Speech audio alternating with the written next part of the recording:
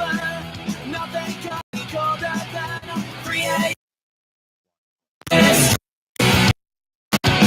Hoping this is what I'll find. So one that's flight, I'll pass my mind. When I get back to Denver, bury me. When I get back to Denver, bury me. Mistakes I'm making, bear with the smile I'm faking. My mind betrays me, my thoughts go on the road, baby. I'll wait for my anxiety to finish slowly killing me. Nothing you can say will keep this must be over to be over. Nothing could be colder than 3 a.m. walking down this street. Hoping this is what I'll find. So one that's flight, I'll pass my mind. When I get back to Denver, bury me. When I get back to Denver, bury me.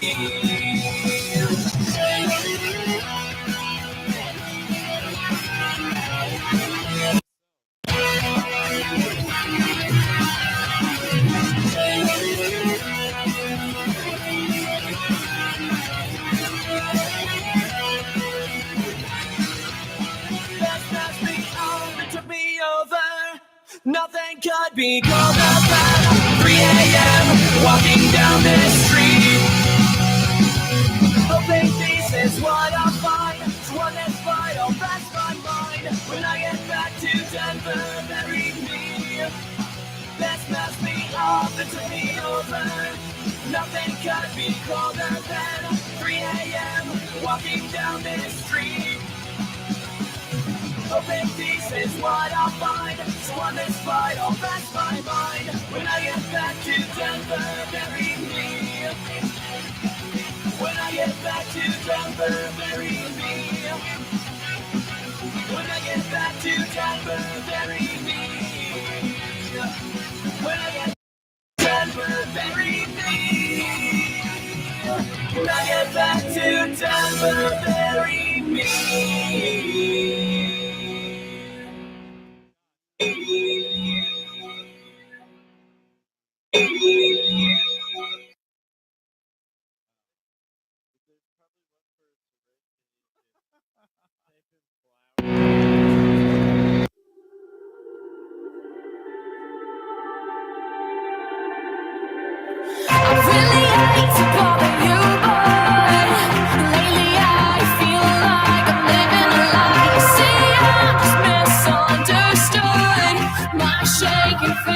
On the trigger tonight.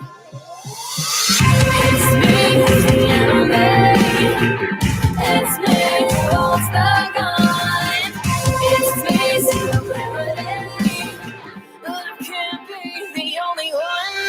Lately, I get this sinking feeling that nothing can give me meaning. Wish I was someone else.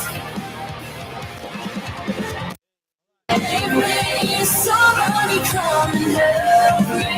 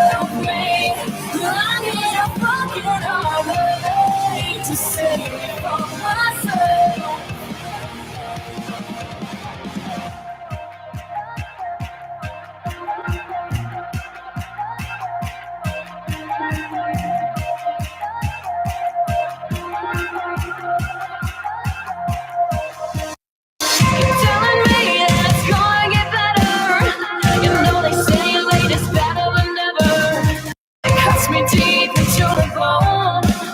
I've never felt so damn alone. I swore you care, but it's hard to remember. I'm really trying, but it hurts more than ever. It cuts me deep into the bone. I've never felt so damn alone. Lately, I get this sinking feeling that nothing can give me meaning. Wish I was someone else. Save me, somebody come and help me. I need a fucking heart to save me from myself.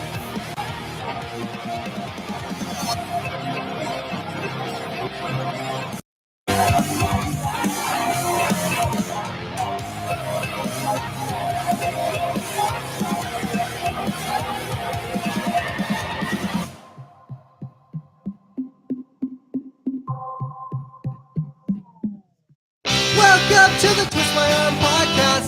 Get a new perspective. Arguing about the games and shows that you love.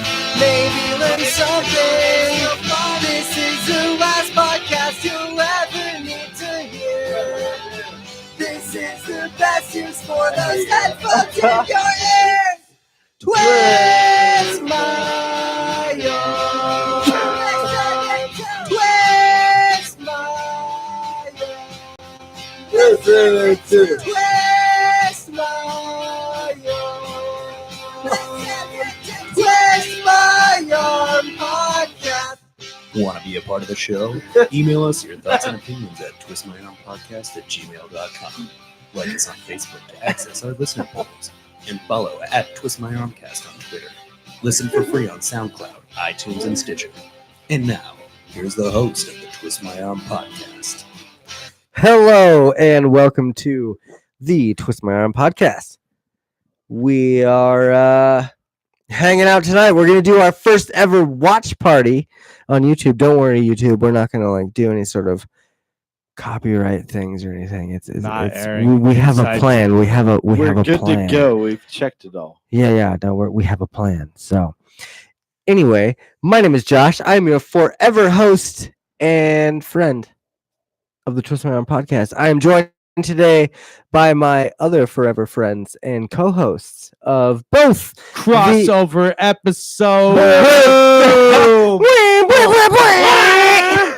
So I don't think we're gonna consider these just crossovers. These are just gonna be Twist My Arm podcasts. I feel like that's the way we should do it. So we'll vote. Either there's going to be crossover episodes or there's going to be crossover 2 or crossover episodes.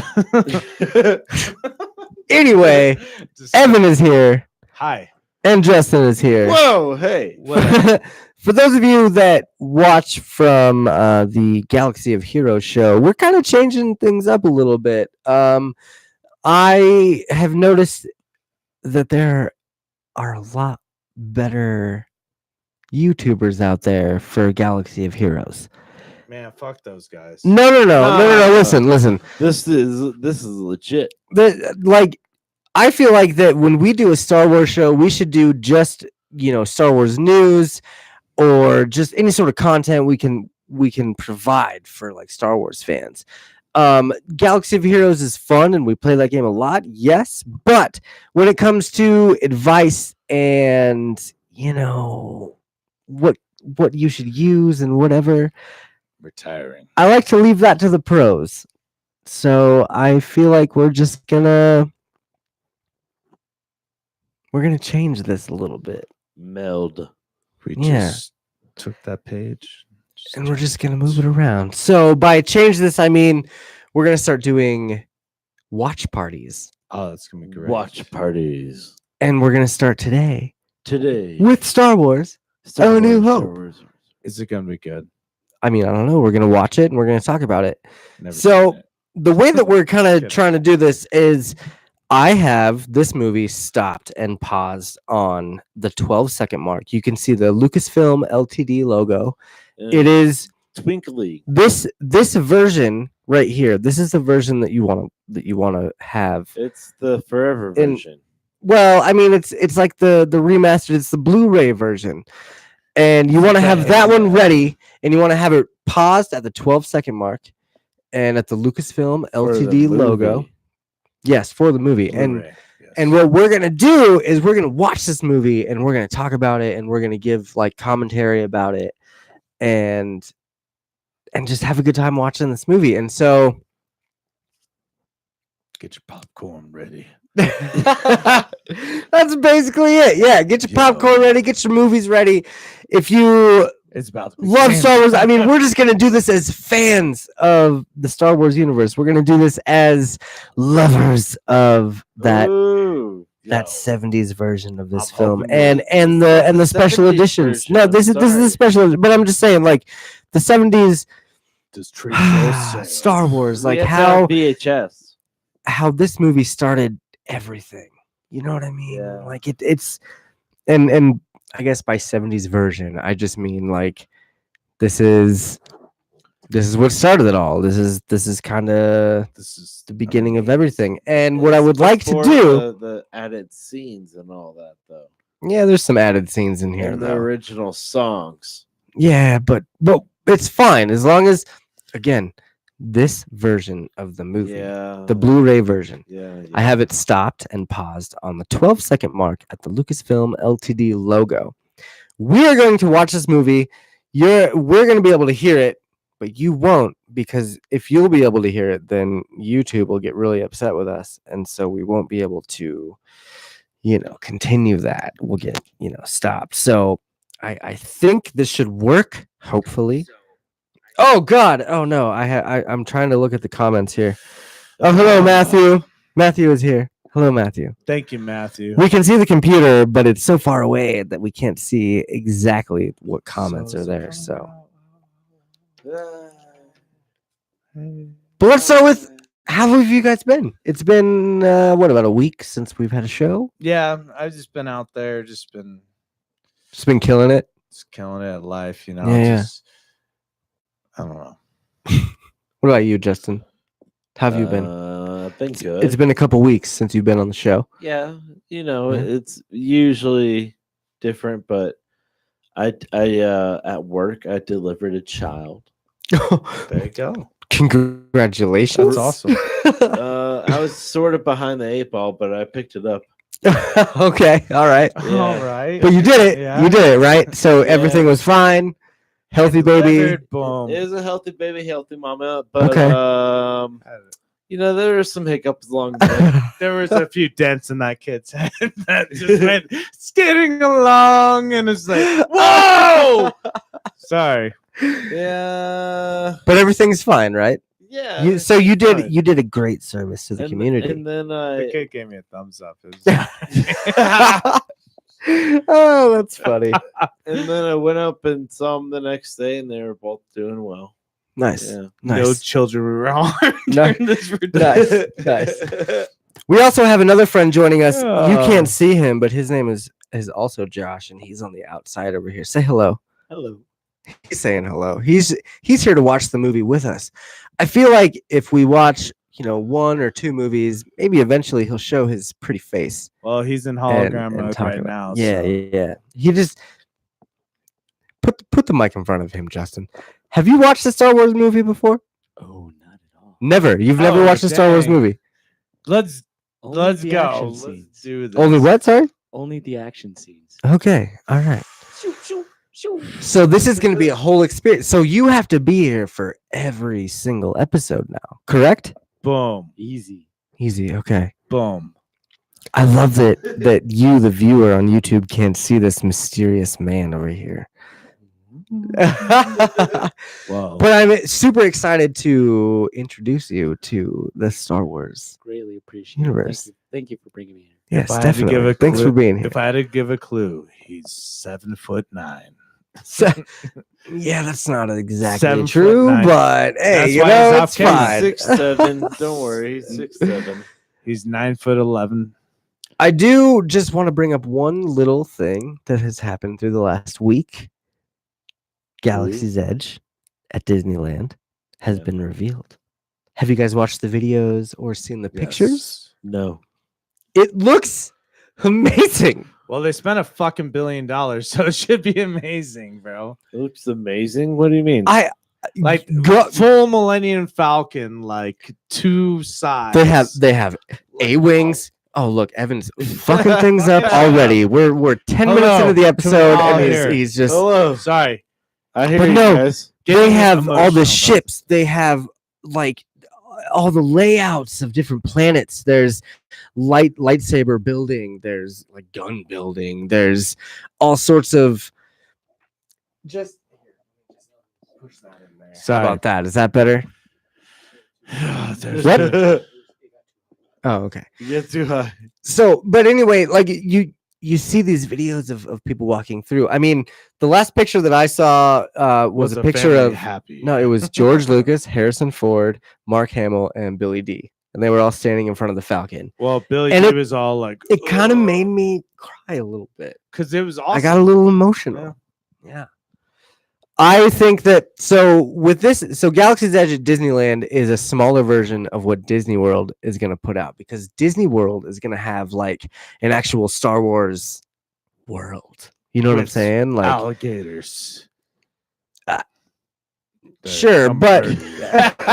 No, they're just gonna it's weird. No, for real. Florida, there's always some weird alligator shit. So you're like, they had a happy ending. Oh yes, no, it was like, no, the gator came up and just snatched. the little I boy's get it. arm. I get it. The Yeah, Gators so- in the Florida, but no, I really think that I'm excited for Galaxy's Edge at Disneyland in California, but I'm more excited for the Disney World version of Star Wars, and I think that's the one that I'm actually I bet gonna you save up and $10 go for. the Go to Disneyland one's gonna be Because- better. When is that? the Disneyland. Yes. It's a smaller world. Have you seen the layout of it yet? Well, doesn't matter. Is you it could have out thought Last it Jedi. is like In there's Disney people going in World? there at Disneyland Well, Oh. you could say in Anaheim. mm, And there's video and like pictures of all the different like exhibits and places you can go in that area, like the Star Wars, because it's still Disneyland. You still have like the Show me castle, these and you have the photos, damn it. pirates area, and the look it up on your phone. no. I want you to show Everything me. that I have over here going on is connected to the podcast, and I So, can't. I it's just just can't what leave it it. is. Look it up. Until was it June 26th? You don't have to. Don't say specific dates. Yes, that's what they said. That's what they said. So I don't know. No, but anyway, I'm super excited for Galaxy's Edge to officially open to the public. Right now, it's open to media and journalists and stuff like that. So it's going to open to the public in the next couple weeks, and then I think next year or the year after that, we're going to get the Disney World version of Galaxy's Edge, which is going to be bigger, With better, Moto stronger, Dragons, faster. they It's gonna be could. tight. They could. So Well, always has some weird shit. again, so what we're doing today, it's a watch party. We have Star Wars Episode 4, A New Hope, the original movie, the one that started it all. We have it paused at the 12-second mark. The Lucasfilm LTD logo is on the screen, and we're gonna start it here It's sparkly. in a couple minutes. So Fucking do it. we have. I want to take a quick break because we're going to watch this I need to movie stretch in my its legs. entirety, and we're going to take a quick. I know it's only been about 20 minutes since the show started, and we've only talked about a little bit. Wow. But today we're only going to do the watch party. On Monday we're going to do a Twist My Arm episode. Schedules are changing, and we'll fill everyone in on those details Monday evening. But for tonight, I want everyone that's watching right now to get their Star Wars Episode 4, A New Hope Blu-rays ready at the 12-second mark, Lucasfilm LTD logo, so we can all watch it together, and we're gonna have a good old time. Let me look at. I know there's a comment up here, so I just want to see who commented here. Did y'all get a better camera picture? It looks a lot better than in the past. I'm not gonna lie to you, Matthew. My old computer. We've been working out.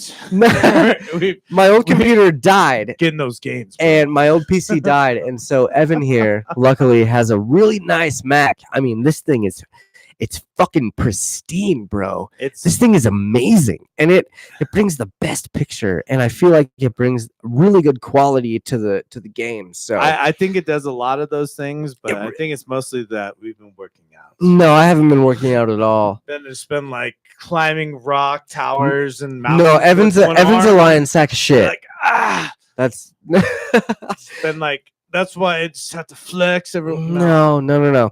Anyway, everybody, get your movie. It's the Star Wars. It is Let's this do it. one right here. It is the Blu-ray version of the Star Wars Episode 4: A New Hope. Get it set on the 12-second marker at the Lucasfilm Ltd logo, and we're going to be back in about 5 to 7 minutes, and we're going to start this movie and do our watch party Let's do it. for the TMA podcast. We are super excited for you to be here.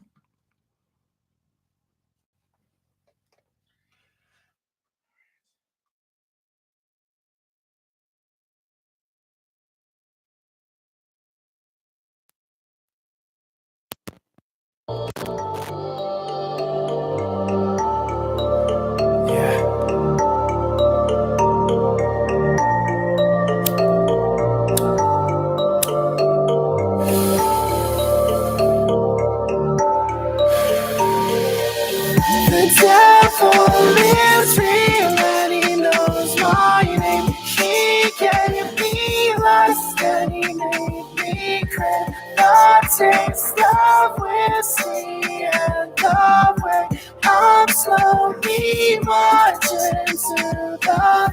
Hit me with another line of ivory, snowstorm indoors and I can't see. You've got a for self-destruction and it looks like fun. Goddamn lean, I should be leaving. Truth is much more, I won't be breathing. My fucking demons like the taste, let's pour another one. Voices loud and they're screaming. It's a nightmare but I'm not dreaming. I wanna fall asleep and never wake. So keep the vices coming, babe. So watch me as I fall. The devil is real and he knows my name. He gave me lust and he made me crave the taste of whiskey and the way I'm slowly marching to the. Hit her on her line just past 3. Crushed heart, crushed toxic. Everybody just want fame, but they don't want the truth. Light it up, drink it up, rough it up. I guess I'm up now. Sniff it up, give it up, blow it up. The crown is up now. Rip apart this beat. Seem you're scared of me. I've heard your new shit. What went wrong? Oh, what a mystery. Yeah. So watch me as I fall. The devil is real and he knows my name. He gave me lust and he made me crave the taste of whiskey and the way I'm slowly marching to the.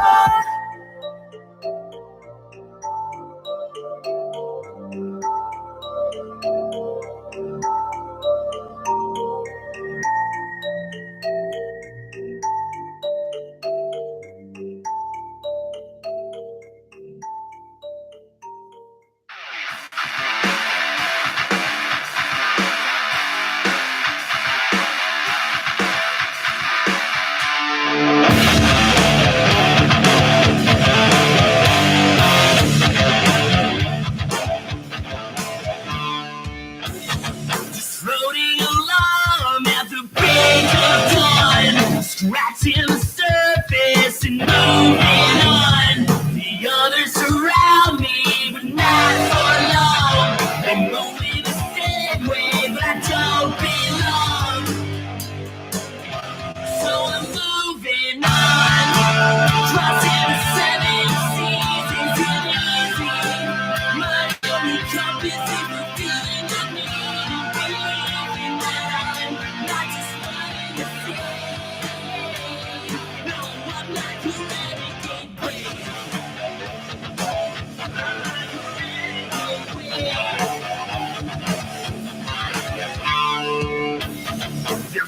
in my hand as I'm crashing in, lifting up stones from deep within. Give me a break and get the wake of warmer water. Not to let in and you cannot swim, we'll never see the end. So take a breath, my friend. Crossing the 7 seas isn't easy. My only compass is the feeling of me, believing that I'm not just running the sea. No, I'm like a renegade brave.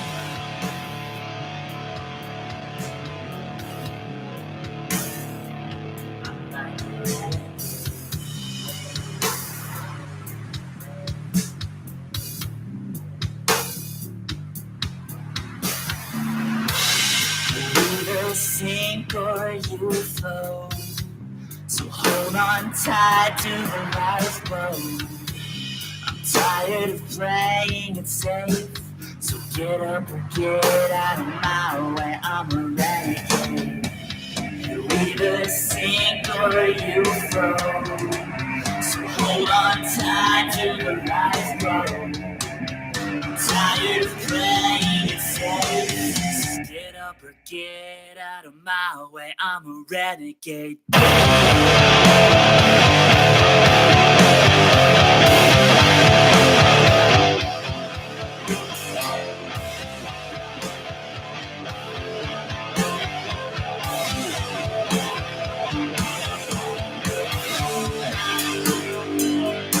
So now I'm moving on, crossing the 7 seas isn't easy. My only compass is the feeling of me, believing that I'm not just running the sea. No, I'm like a renegade. So if you wanna know, got to take it. Just hold your breath, keep fucking believing that this won't be my shallow bay. No, I'm like a renegade, babe. I'm like a renegade, babe. I'm like a renegade, babe.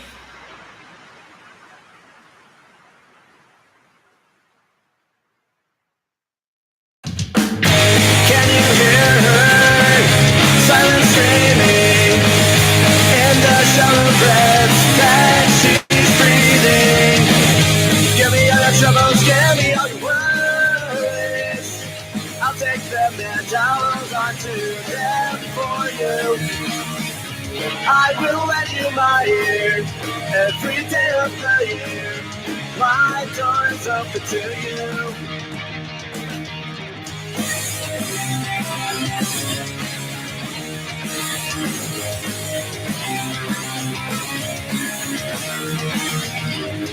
Do you wake up in the morning and then it strikes you without warning?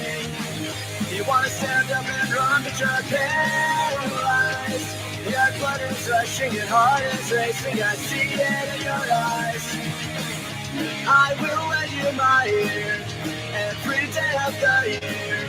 My door is open to you. I will lend you my ear every day of the year, and I'll hold on to you too. And I can't see the whole world is crashing down around you, and I know it brings you down. It can seem like you are left all alone, but I'll always be around.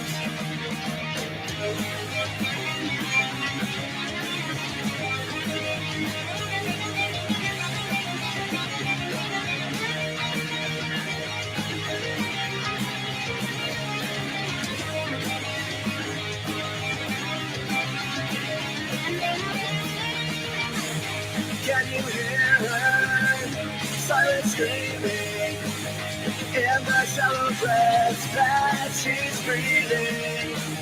Give me all your troubles, give me all your worries. I'll take them and I'll hold on to them for you. I will lend you my ear.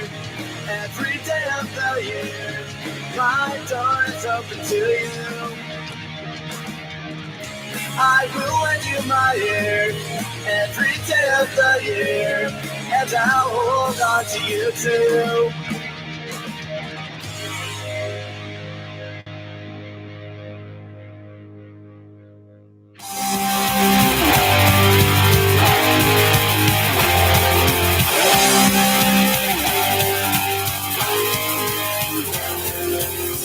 I'm just a girl roaming this world, trying to get by, sleep with one eye. I'm just a girl saving this world, surrounded by lies, no tricks for your demise.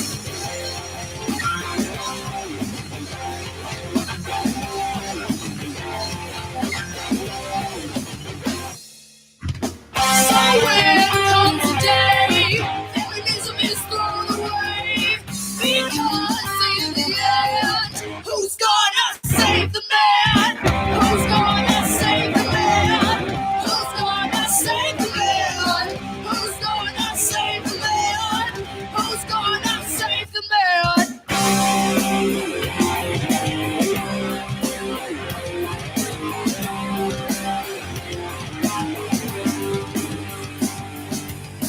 Oh, mother, I don't know what to do. Please, and I'm trying to crush you. Yeah. Oh, Father, won't you save me? These men seem to think feminism is oppressing.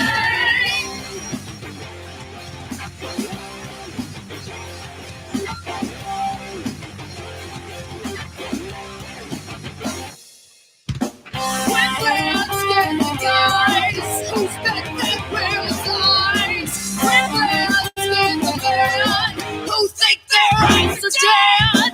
Who's gonna save the man? Who's gonna save the man? Who's gonna save the man?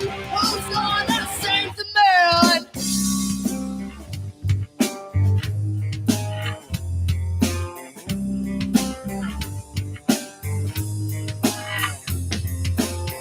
Cause we all know all along,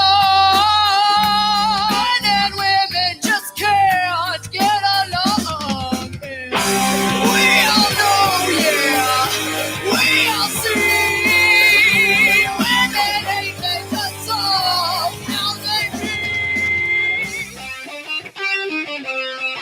Who's gonna save the man? Who's gonna save the man?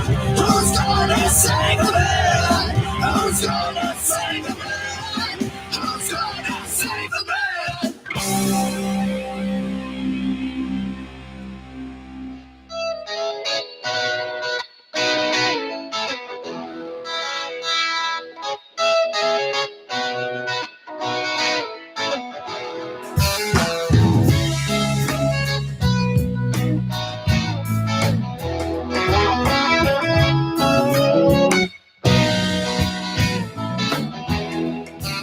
I can see for a million miles. I'm higher than the clouds. There's obstacles ahead, but I know my way around. I ain't no pretty boy. I had to make my own way. I got glass in my foot. Oh, I've been standing all day. I'm the first one away, the last to go to sleep. Even if I wanted to quit, well, I'm in way too deep. I got the wind in my hair. They don't want me to go. It's trying to keep me from something. What it is, I got to know. So I listen to the wind blow. It's blowing me back. It's holding me back. And it won't let me breathe. No, it's got me back in the chain. But it's all the same. It don't matter what I say. The damage is done. Oh, oh.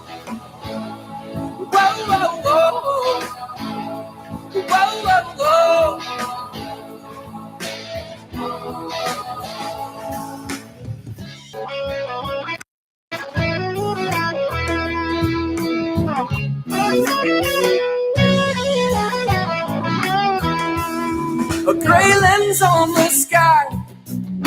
The wind begins to wail. I can see the storm coming. Oh, this is no time to fail. I'm the first one away, the last to go to sleep. Even if I wanted to quit, well, I'm in way too deep. I got the wind in my hair. They don't want me to go. It's trying to keep me from something. What it is, I got to know. So I listen to the wind blow. It's blowing me back. It's holding me back. And it won't let me breathe. No, it's got me back in the chain. But it's all the same. It don't matter what I say. Damage is done. Hello and welcome back to the Twist My Arm podcast. We are doing our first ever watch party of a movie. Yo, what up? Yeah, Hey. yeah. Are you guys stoked? I got Evan, Dude, I got Justin, and we got the creeper on the side. His name is also Josh, damn. but he's watching the movie. Harsh. He's never seen Star Wars, and Yeah. I think he's just a little shy, so that's cool. Like eventually, maybe 3 movies from now, we'll get you on the actual show. Damn, bro. At least introduce him to say something. Gosh, man, that's a rough thing to go after. I say hello, Josh. Hello, Josh. Perfect. All right, so what we're gonna do is we're gonna start this movie and we're gonna talk shit the whole time through this movie. I have to ask. It's Okay. really good. Oh my god, here You have we go. to tell him if it's. Oh man, This movie is fantastic. I would expect. It's what started it all. Not really, because Wow. George Lucas kind of stole the Flash thing, but Man, don't be a hater. Learn to love it, bro. so we started it, and here we are right now at the 12-second mark, and it's the Lucasfilm Ltd logo, and now we are at a long time ago in a galaxy far, far away. Oh, that iconic music! Love it. I mean, John Williams you just kills it, bro. can't deny that music. And from that guy came Episode 4. Toto. A Came New Toto. What? Hope. So John Williams Yeah. gave birth to Toto. It is the Really? period of Civil Literally, War. that's his son. Is the lead Rebel singer Toto? spaceships Okay. training. All right, all right. Headed That's that crazy. funny? That's crazy. That's, Won that's their a little stupid victory thing, you know. against- Hey, Justin, are you okay over there? Justin is wasted right now, by the way. So we're watching this movie while Justin He's is doing really drunk. He's doing great. No, he's doing fine. Stop. Yeah, he's doing. I'm fine. He's all right. I was reading that. He I was was reading the script. He's fine. But I know we kind of started this at a weird time. So what I'm gonna do is pause this. Hair whip. As soon as we're at the crawl right now, it says pursued by the Empire's sinister agents, Princess Leia races home aboard her starship, custodian of the stolen plans that can save her people and restore freedom to the galaxy. Let's do it. Go, Princess Yes. Leia. This is awesome. So Dude, I I'm love pausing it right now. And for those of you that are watching, I love this movie. we are at the 1 minute and 44-second mark. So you fast forward your movie to the 1 minute and 44-second mark. Stop it. That's kind of how we're doing this. So we can't like show audio, or we can't show video, and we can't really have you guys listen to audio because YouTube will shut us down. So what we're doing is just a commentary over the movie. And so what you have to do as the listener, as the viewer, you have to get your Star Wars Blu-ray out. It is this one right here. This Blu-ray right here. And you have to get to the 1 minute and 44-second mark.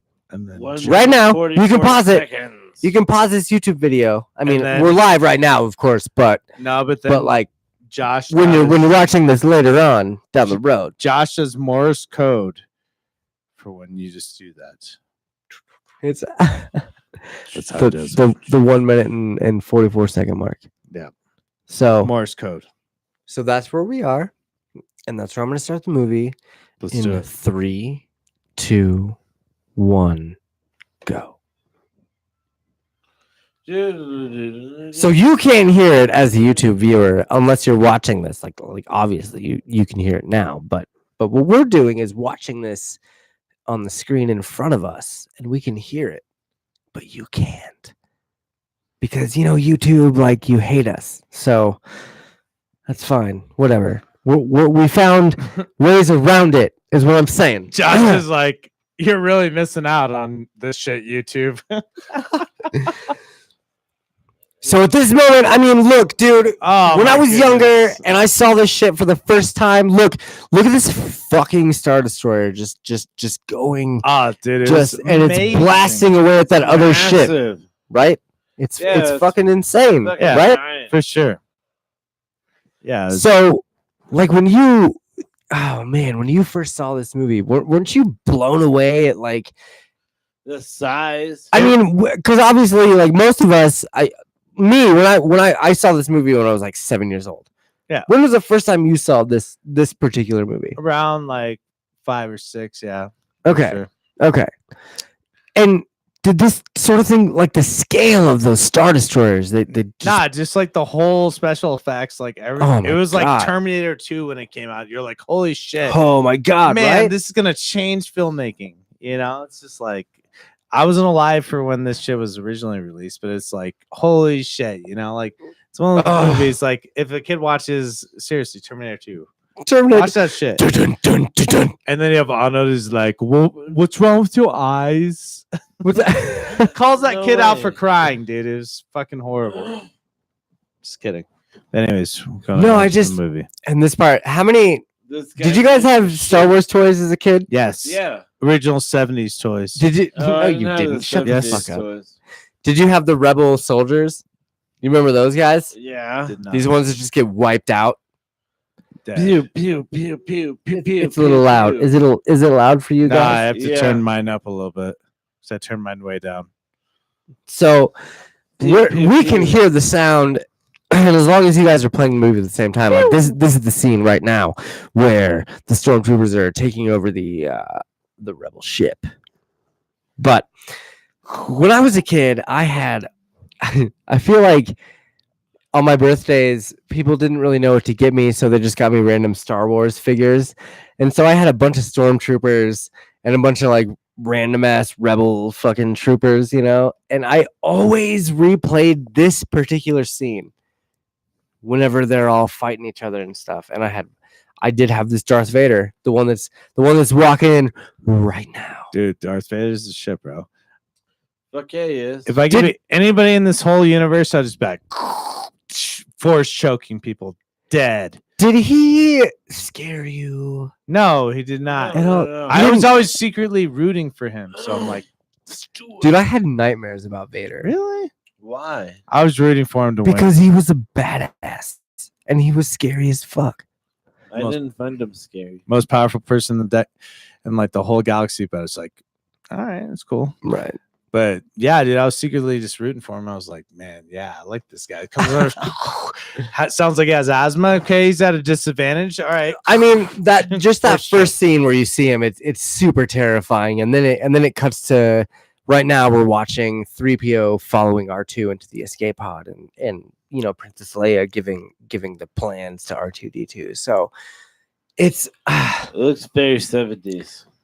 it's very 70s, but like when I first watched these movies, and oh my God, I love it. I just get watching- chills right now watching choked his ass out, Vader. bro. Like, if you started this movie at the right time, like I told you to, then you're at the scene where Vader is choking out the rebel soldier, and he's It's like, so "Where are the awesome. plans?" It's fucking him up. dude, he could have even just fucked him up with his mind. He could have just went force choke, but he was like, I just want him to feel it even more. Just Right, fucking crushes. and Yeah. and Dead. that's that scene right there And where then always you have the hope. where you really notice that Vader's a badass. Like when I was younger, that's when I really got Yeah, scared but of that Vader. whole like music moment there where they play a It's like whenever something hopeful happens, she's all like, "I'm just gonna go shoot." It's a common theme, bro. But Music. they gave her that blue circle. What do you mean? Like the stun circle? Yeah, Is that what you're talking about? the stun circle. Because right now we're at the scene where, R2 and 3PO are taking off in the escape pod, and the stormtroopers captured Princess Leia Man. with the stun gun. Spoiler alert, bro. Because they said, "Oh my God, shut up!" Dude, Because they spoiler set their alert. guns to stun, so they're capturing Leia to take her aboard the Star Destroyer. They just released. That that's fine. Okay, so I want to give a shout out to. Under fire. There's a YouTube channel out there called Cinema Sins, and they do a video that's called "Everything Wrong with Star Wars: A New Hope," and it's hilarious. And this is one of the things that they kind of call out. They're like, how This is the big are they not problem. just gonna shoot that shit down? Yeah, okay, there's no life forms, but why wouldn't you shoot it down anyway? What do you got to lose? Right? That's what I'm saying. They're the biggest fuck ups, and that's what Cinema Sins says. But fuck them because they didn't make They're a movie. strong with the Force. The Force would wield it. But fuck them at the end of the day because they had to make a movie. Like, I guess. man, that'd be like, I'm gonna make my own movie where I'm like a kung fu master and like hit home runs. For So sure. here we are. This is one of my favorite lines. You are part of the Rebel Alliance and a traitor. Take her away. And then this man comes up and says, holding her is dangerous.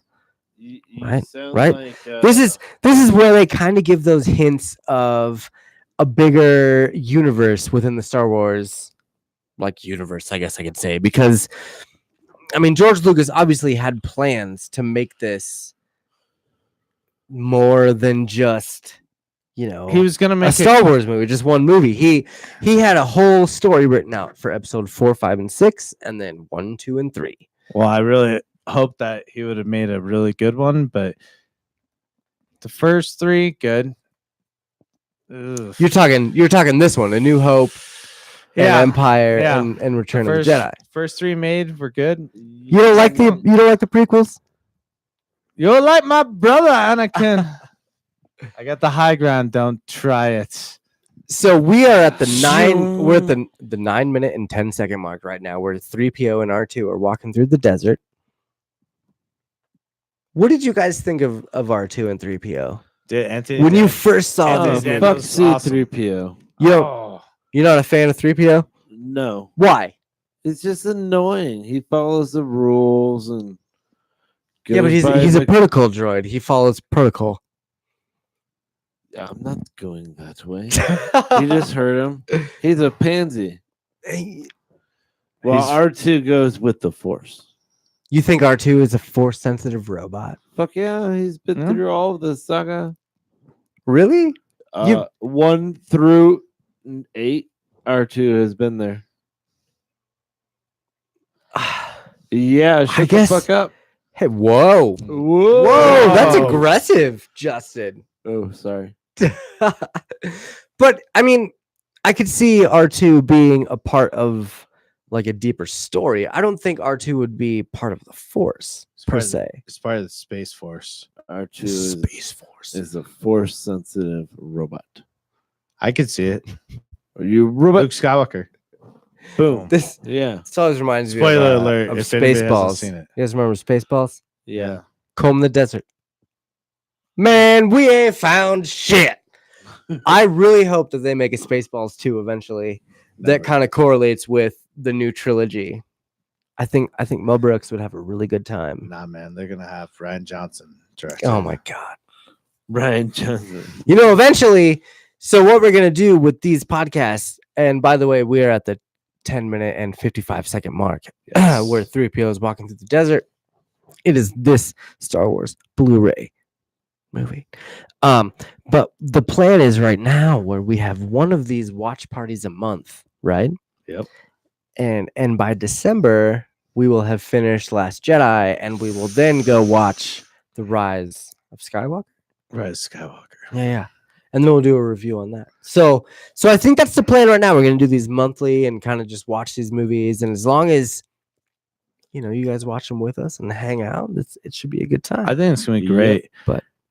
Again, if you are watching it with us, we are at the 11-minute and 35-second mark where R2D2 is going through the canyons in Tatooine. And then the Jawas. and you got the Tusken Raiders. Yeah, that's Just great. hanging out. Just hanging out. R2 About to is kill 'em. gingerly rolling through.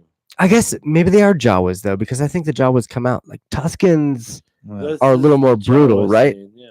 right? Yeah. So Yeah, I I don't know. when I was a kid, I used to dress up as a Jawa. I'd put like flashlights. Where's in my Jerry hoodie at? and like put the Jerry is out in the case where he safely belongs. Well, he needs to You make put an him back in the appearance case.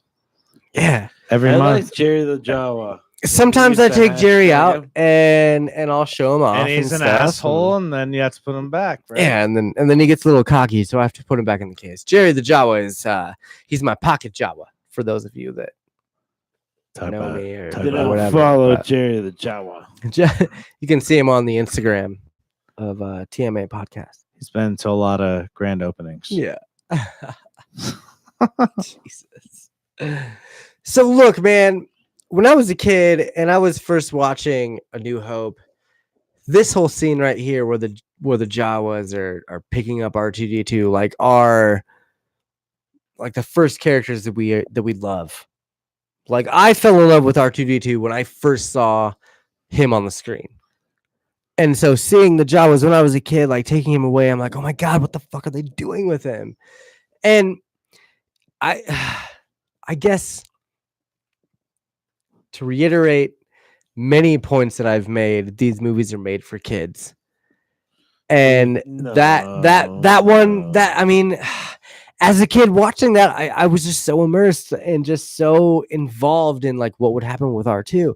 And right now at the 13:35 mark, like you're seeing R2 being sucked up into this giant vacuum into the sandcrawler. And that shit was dope. disappointing. It was. It was dope. sad for me. good. You thought it was cool? Yeah.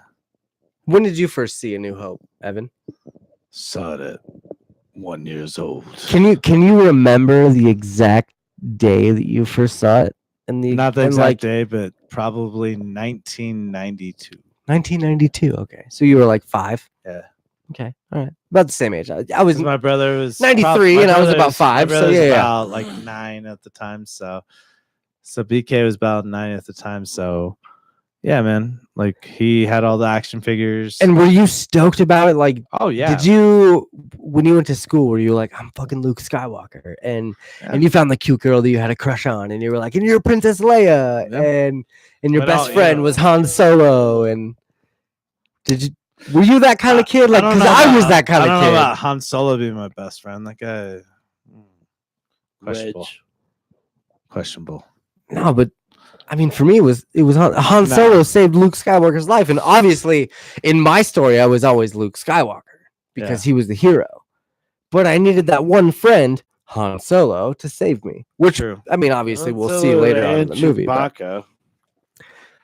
I guess Dude, I don't know. Han Solo is Chewbacca's third dog. Sorry, Doc. He's like his third dog.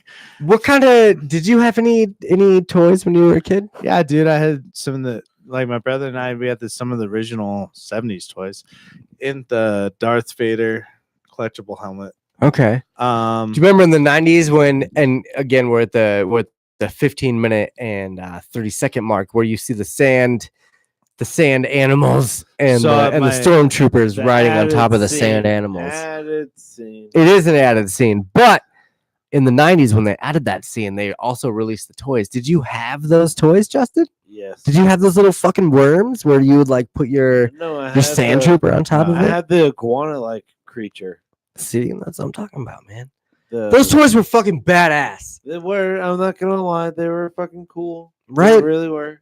And I think that's the one thing about Star Wars that really got me, that really hooked me, was those toys, because I could make so many different stories and scenes and stuff We when it also- came to Star Wars.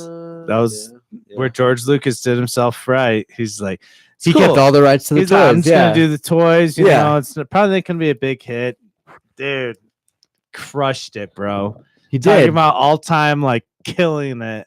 right? And then he let the Indiana Jones. Shit I mean, go. just in this first scene right here, where you have R2, C3PO, the Jawas, you have the what is it, the R5 droid, the red droid, you have that spider-looking droid, right? You know, again, if you're watching with us, we're at the 16-minute and 46-second mark.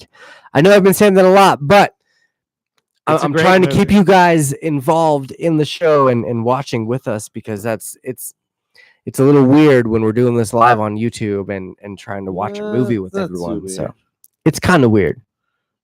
Watch this movie with us. do it. We have also been drinking a little bit, so I've never drinking in my life. so we're just we're a little we're bouncing off the walls a little bit, if that's what you would consider that. Oh, So. Luke, come on. Yes, exactly. So we're seeing Amperu, and we're seeing Luke Skywalker for the first time. Mark Hamill. Oh my God, one of my favorite people in the world. Not just because he's Luke Skywalker, Did but you go because six? he's an amazing fucking person. Josh went 6 to midnight first time. He's like, boom, Luke Skywalker. So this is where you find out right now that C3PO is fluent in 6 million different forms of communication. And what Owen really needs is a droid that understands the language of moisture evaporators. And so, by complete chance and luck, Uncle Owen gets C3PO. Garbage. I think it's C3PO, the droid that we don't know it now, but It's built by people his that have watched father. Star Wars, yeah, the droid that is built by Anakin Skywalker, also Darth Vader himself. No, we don't know that now. But we don't know that now. No, you're right. But how ironic is that? Here's- How, like, what a, Spoiler alert when you're saying those things. People yeah, haven't but seen it. if you haven't watched this, Yeah. then come on now. Yeah, bro. And so Uncle Owen takes C3PO and he takes the R5 droid. And the R5 droid kind of fucks up, right? You see him right now. He'll be wheeling out. Here he goes. Oh, boom, blah, blah. Dead. And he's done. And so Luke Okay. Skywalker suggests R2. What chances are those that C-3PO that It was Just R2. destiny, bro. that's Come the on. Force right there. And so Oh my god. as a Yeah. Star Wars fan, as That's what I'm someone that saying. has That's read not- so many books and just dissected all these things, this is the Force right here working at its best. The Force manipulating time and space as you know it to make sure that Luke Skywalker, the son of Anakin Skywalker, gets Bring involved with balance to the C3PO, Force. the droid that his father made, and R2D2, the droid that Obi-Wan Kenobi was so familiar with. I mean, dude, the Force is much more than we have Force ever really thought about. The Force. And I think that episode 9, The Rise of Skywalker, is going to really show us what the Force can actually do. I really hope so, dude. No. My confidence has been shaken. Why? Because of Last Jedi? Dude, it was horrible. It was a good movie had it not been a Star Wars movie, but it was horrible. Sorry.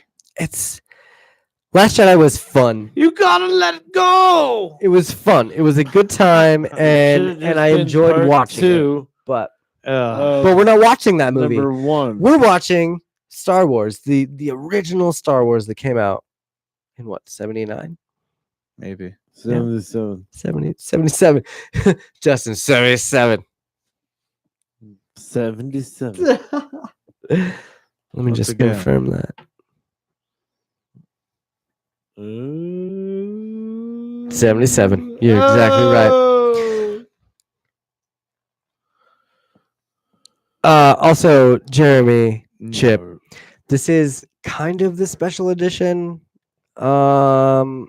I mean, it's the Blu-ray edition, so there's some There's like 35. edits and stuff like that. Yeah, like this is the 35th edition. that trash R5. Yeah, you're exactly right. That trash. It was trash. garbage. We are It at the was. 21-minute and 8-second mark right now. That's So- how many. It's right when Luke is like, "Oh my God, what's this?" and R2 is showing, "Help me, Obi-Wan Kenobi. You're my only hope." Now, I do want to say that in The Last Jedi, when R2 played this message for Luke, I shed a few tears. You can't deny that you didn't, because that was tugging on the heartstrings So at the nostalgic. max. There's somebody cutting onions in this. I mean, I mean, come on, dude. When Luke is out there and he goes into the Falcon and he sees R2 and R2's like, "Come on, motherfucker, you gotta help us." And then Luke's like, "No, I don't want to help you." And so R2 shows that hologram of Leia saying, "Help me, Obi-Wan Kenobi, you're my only hope." Like, that's basically R2 saying, "Help me, Luke Skywalker." No, he's you're my basically only hope." like- and that just, oh my No, god, that's his I just- hologram bitch slap where he's like, "Fuck you, bro. We have to go back to the Ah. beginning." He's You have like, my eyes you better- watering. he's like, "Somebody cutting onions," because I swear, you better get your little happy ass out there and defend. I think that was my favorite part of Last Jedi is when when R2 shows Luke Skywalker that message. Because that's what started That's it all. really And that's your what got Luke favorite- on that hero mission. I think the porg was my favorite part of that. Oh my movie. god, shut up. that was like the only good part. in The my opinion. porg was my favorite part. It's the only thing. This that- episode brought to you by Jim Beam and Stella Artois. It's all right. Got some new sponsors on the show. Thank you. I'm just kidding. here we are. So Luke is taking off the what are the Resistor bolt. the resistor bolts, yes, and he's taking those off and he's pissed because, oh my god, play back the entire message. But he can't. But you're right. Is Is he gonna have blue milk soon? he's about to have blue milk, yes. And what he's doing is he's leaving these droids now alone by themselves, and he's just taken the restrictor bolt off of R2D2, the most determined fucking astromech droid in the galaxy, which Luke doesn't- Determined, Huh? Luke doesn't know that. But yeah, of course he is. Look at It has the Mhm. force. I know we haven't. This is the first watch party movie, and it's A New Hope, and we haven't gotten to episode 1, 2, and 3. But when you look back on those, R2 was the most determined droid. He fucking helped the most out of any astromech droid. Episode 1, he fixes the Naboo starfighter. the big silver Padme's ship. He Yeah. fixes that shit Yeah. single-handedly, single-droidedly. It's a shit. Yeah. Single And so- droidly. And then episode 2, he takes C-3PO through the droid fucking building, the droid warehouse where they're making all the shit, and he helps, you And know. he's like, "Oh, jeez, two," when they're like been wrong. yeah, and he helps with that thing. Like, he's the unsung hero of episode 2, kinda, I guess. I he don't saves the day, bro. know. We'll get there. When we I get to don't know. episode 2, we'll get to that point and we'll really talk about that. But All right. But then episode 3, look, in the very beginning of episode 3, he fucking sets a couple droids on fire. He sprays some oil out and he sets some droids on fire. Right? Yeah. You remember that? Yeah. Remember that? Yeah. Yeah. And R2's the shit. So of course in A New Hope he's gonna be determined as hell to get to Obi-Wan and to show him that, hey, we have a new hope. Haha. Quote unquote. Ah. But he's saying, "Hey, we have a new hope. We have Leia here. We got someone to help us with the rebellion, and we can fight against Darth Vader and Emperor Palpatine And and blah Luke blah will blah." fight. Like, Luke will fight for us. kinda, I guess. Do, do, do, This is where you find do. out, you know, when Emperor and Owen are talking about how he's got so much of his father in him, and that's like the only foreshadowing you get that Luke Skywalker is Darth Vader's son. But originally, didn't Lucas write it as people didn't know it was him? Well, yeah, originally people had no idea that Luke was So how do you his know son. if Oh my that god, hang was on. Foreshadowing or not? John Williams, everybody. John Williams. This is the time where Luke, he's looking at the twin sun set. Iconic. And I wish I could show you the goosebumps that I got right now, but I got some goosebumps. Between 6 to midnight.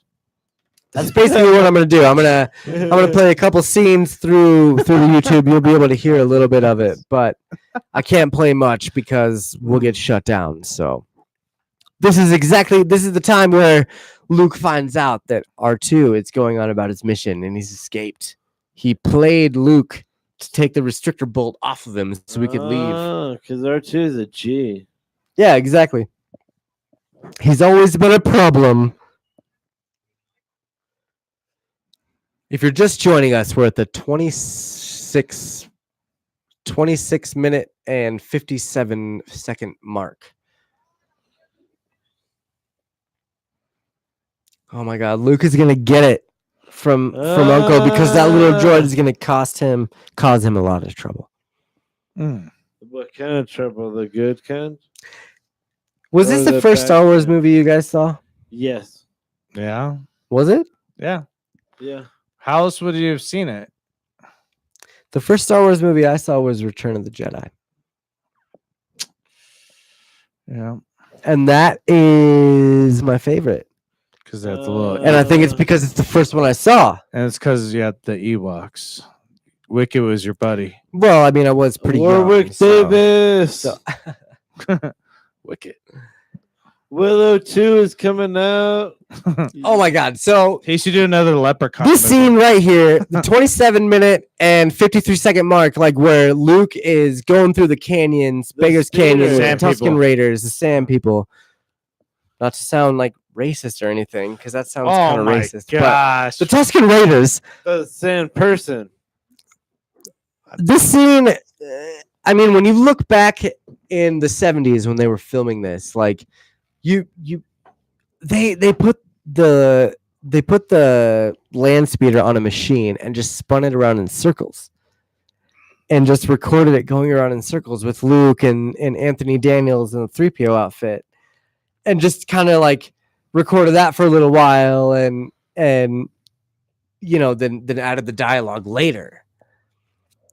They were genius when they were first making this movie. I mean, when you look at, this right here, Well, the Luke is saying, "Oh, there are two panthers down there." He's looking through his binoculars and he's seeing that, you know, through the blue and the white and stuff and the really weird colors. Like well, it's not like that was pretty new to well, the it's not cinematic like George Lucas to making people this making movie. movies. Like that was a pretty new thing. Well, yeah, George Lucas.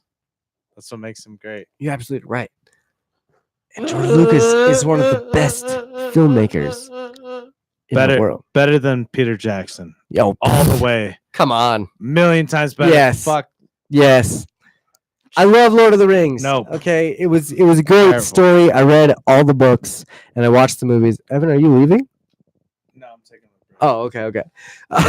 He put his mic down. I thought he was leaving, but and here we are, That Woo! point I leave. introduced to Obi-Wan Kenobi. Do it. One of my absolute favorite characters in the Star Wars You universe. could say he had the high ground during he the always had the high ground for me. Oh, Lord. He comes in, he helps Luke. We're at the 30-minute mark, exactly 30 minutes. Obi-Wan is kind of helping Luke. He looks at R2. Hello there. Oh, the. I absolutely love how Ewan McGregor in the prequels kind of kept to the original Obi-Wan, where he would kind of say things the way that, you know, the original Obi-Wan would have said, hello there. You like my brother Anakin. Don't We'll get try there. it. I have the We'll high get there. ground.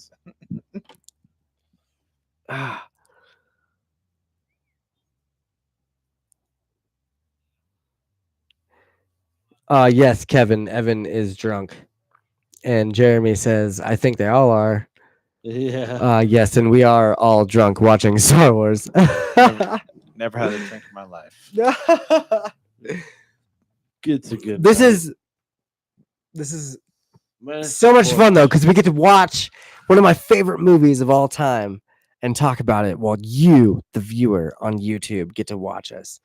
If you want to join us, we're at the I'm going to give it a few seconds. We're at the 31-minute and 30-second mark where Obi-Wan is talking to Luke Skywalker.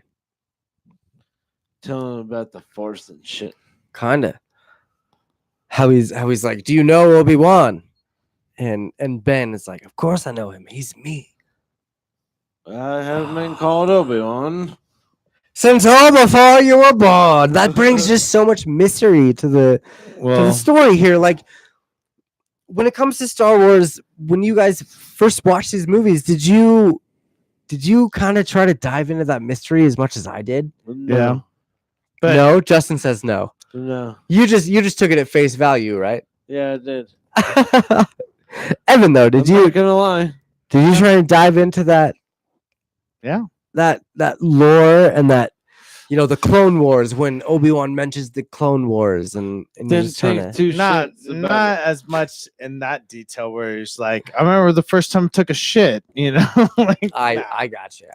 nah, but yeah, like I felt like it could go bigger at the time because they actually had a bunch of movies, like 3. Yeah, I the mean, time they I had was 3. By the six. time we were born, they had Yeah, 3 movies. That's what I was They saying. had- I'm like, By the time we were conscious enough in the 90s, which was, I would say, so I was 11 when episode 1 came out, and that was when I really, really, really got into trigger Star you? Wars. Did what? Episode 1 trigger me? Yeah, oh, totally. Jar Jar. And I loved it. You love Jar Jar. I was He does 11, love bro. Jar Jar. I was fucking hate 11. him. I hate him. I was 11. I was Jar Jar. like, maybe And I did like 11 Jar Jar. and I did not like him. We're watching A New Hope right now. Okay, we'll get to Jar Jar In a couple weeks. in a few movies. It's bullshit. Right now, you finally get, I mean, watching this for the first time, God, it was like the first time I was introduced to sci-fi and what you could do in the sci-fi universe, where you could go to different planets and you could have different laser blasters and different weapons and stuff. And then Obi-Wan hands Luke Skywalker his father's lightsaber. Yeah, this is almost and they when get to weapon. this is almost when Josh. This is like when Josh was Vroom. introduced to crack, Vroom, vroom. crackhead. But it was like Star Wars was like Kinda. Here, just take a Star little Wars bit is of this. definitely my addiction, I would say. For sure. it's a good one for sure.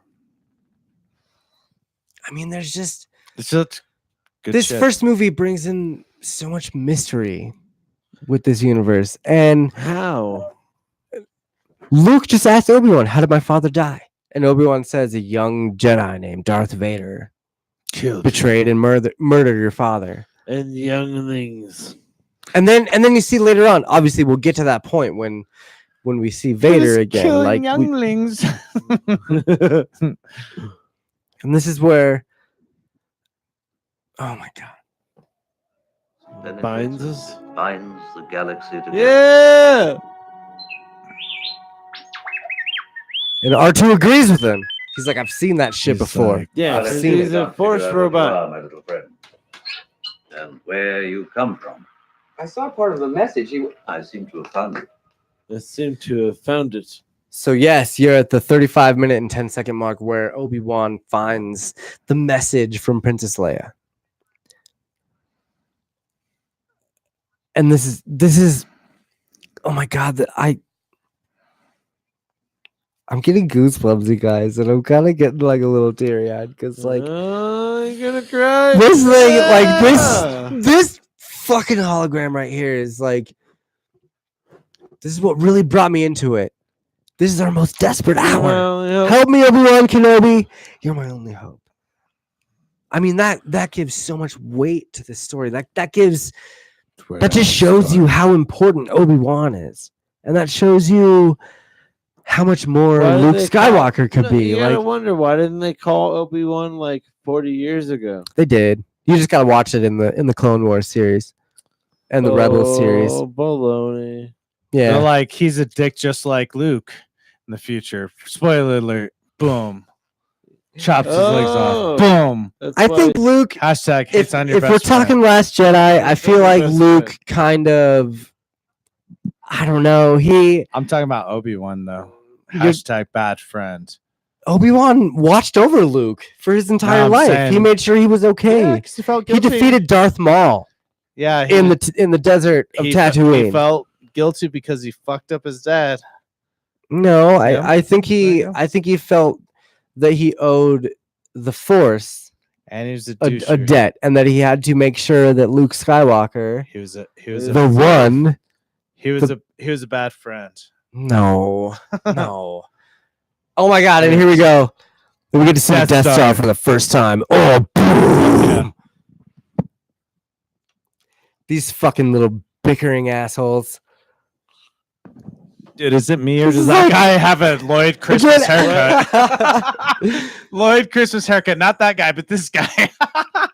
Oh my God! I love again Dude, with I They're so love it. British. with Cinema Sins. If you watch Cinema Sins with A New Hope, particularly, they have Kevin Smith in it, and they're talking about how like one of these guys, you know, he goes home and he talks to his wife, and his wife is like, "You need to assert yourself, and you need to show them that you can do better with the Empire." And then that's the guy that gets choked by Darth Vader because Tarkin? he speaks up and he fucking no, it's this guy right here. Yeah.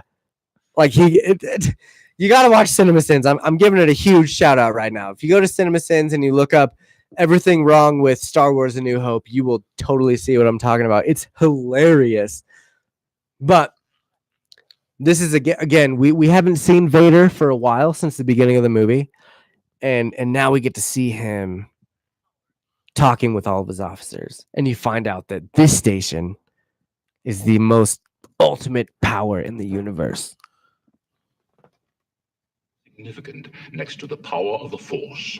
But Don't Vader try to tells you. frighten us with your sorcerer's ways, Lord Vader. Oh, The yeah. Your Force is standard way this better. guy. Ancient He's religion about has to not get- helped you conjure up the stolen data tapes, or given you clairvoyance enough to find the rebels' hidden fort. You'll love it. Choked, motherfucker. And then he gets choked right here with the 38-minute and 38-second mark, where this motherfucker be getting choked by Vader. And this is where you find out. Vader humor. I find Vader the lack of humor. faith disturbing. This is when you really find out how powerful Vader is. And how, oh my Tarkin God, just goes- how much of a badass he is. But Tarkin doesn't give a shit about that. No, because Tarkin's been around it before. When you see Rogue One and you see the Clone Wars and you get to see kind of Tarkin's upbringing, you see that he's been around this shit before, and he really doesn't give a shit about the Force He He's like, doesn't and give a Vader. shit. He doesn't. He's like, doesn't. He's I'm there. gonna He's be just- all right. I'm chilling with Yeah, Darth he's like, Vader." you ain't gonna kill me because the Emperor will have your ass if you touch me. Tarkin and Emperor Palpatine had a connection for sure. Yeah, but These are the same. Kevin Johns- Disney says, I feel old. I saw New Hope in a drive-in theater with my family. It blew my mind. I was 5 years old, and it is literally my earliest memory. get it. My Disney. midichlorians were activated. That's fucking awesome. Love Like, it. I wish so badly that I could have seen this movie in the theaters, like when it first fucking came out. I agree. Did you see it when they did the re-release with Yeah. the special editions? Yeah. It was basically this edition right here. It was right before episode 1 came out. No, it was the edition before this. Okay, well, This- either way, I mean, Before they changed the soundtrack. oh, okay. Oh, and here he is. This is the scene right here that I never really thought about until I was older. Luke is finding out Home. that his home is fucked. Uncle Owen and Aunt Beru have been disintegrated. Everything is on fire. He's basically an orphan once again. Boom. So this scene right here, Obi-Wan, he comes out and says, like in a minute here, he says, these shots are only precise enough for stormtroopers. Like stormtroopers can only make these kind of, and obviously we laugh about that because stormtroopers are not that precise. Have you guys heard the rumor and the fan theory that Boba Fett is actually the one that killed Luke's aunt and uncle? I believe I have. Yeah. I don't know. I think that'd be a lot. So better. there's a Let's do fan this theory out diagram. there that, and we'll get to Empire Strikes Back, the next movie here, after in a couple weeks. We'll watch that one. But with Empire Strikes Back, you see Vader and he looks at Fett when he's looking for bounty hunters to go get Han Solo, and he looks at Boba Fett and he goes, "And no disintegrations," right? That's your first clue that Darth Vader and Boba Fett have a history together, and that Boba Fett has kind of disobeyed Vader before. I'll just I wouldn't say disobey rather than not fit the contract. Okay, sure, but be that as it may, like Vader was related to Uncle Owen and Aunt Beru. That he was family, basically, because they Anakin's in episode 2, Uncle Owen's dad had married Anakin's mom, so they were technically family. So you don't think that Vader would have really killed them, like in the search for R2 and 3PO and Luke Skywalker? Vader wouldn't have wanted them dead. He wouldn't have wanted his cousins dead. Oh no. Vader has a heart, obviously, as we see in Return of the Jedi. He comes back. But even then. So the theory, anyway, moving on. The theory is that Vader hired Boba Fett to find Luke Skywalker, R2-D2, and C-3PO because he knew that the stormtroopers wouldn't be good enough. So that's why Uncle Owen and Aunt Beru were fried like KFC chicken. And that's why in Empire Strikes Back, Vader goes, "No disintegrations." That's why. Right? Doesn't that make sense? Come on. That's cold-blooded. It does. It does. That just kind of reminds me of another favorite joke of mine. I like my chicken like I like my Paul Walker extra crispy. Oh. He had a little trouble with those turns, bro.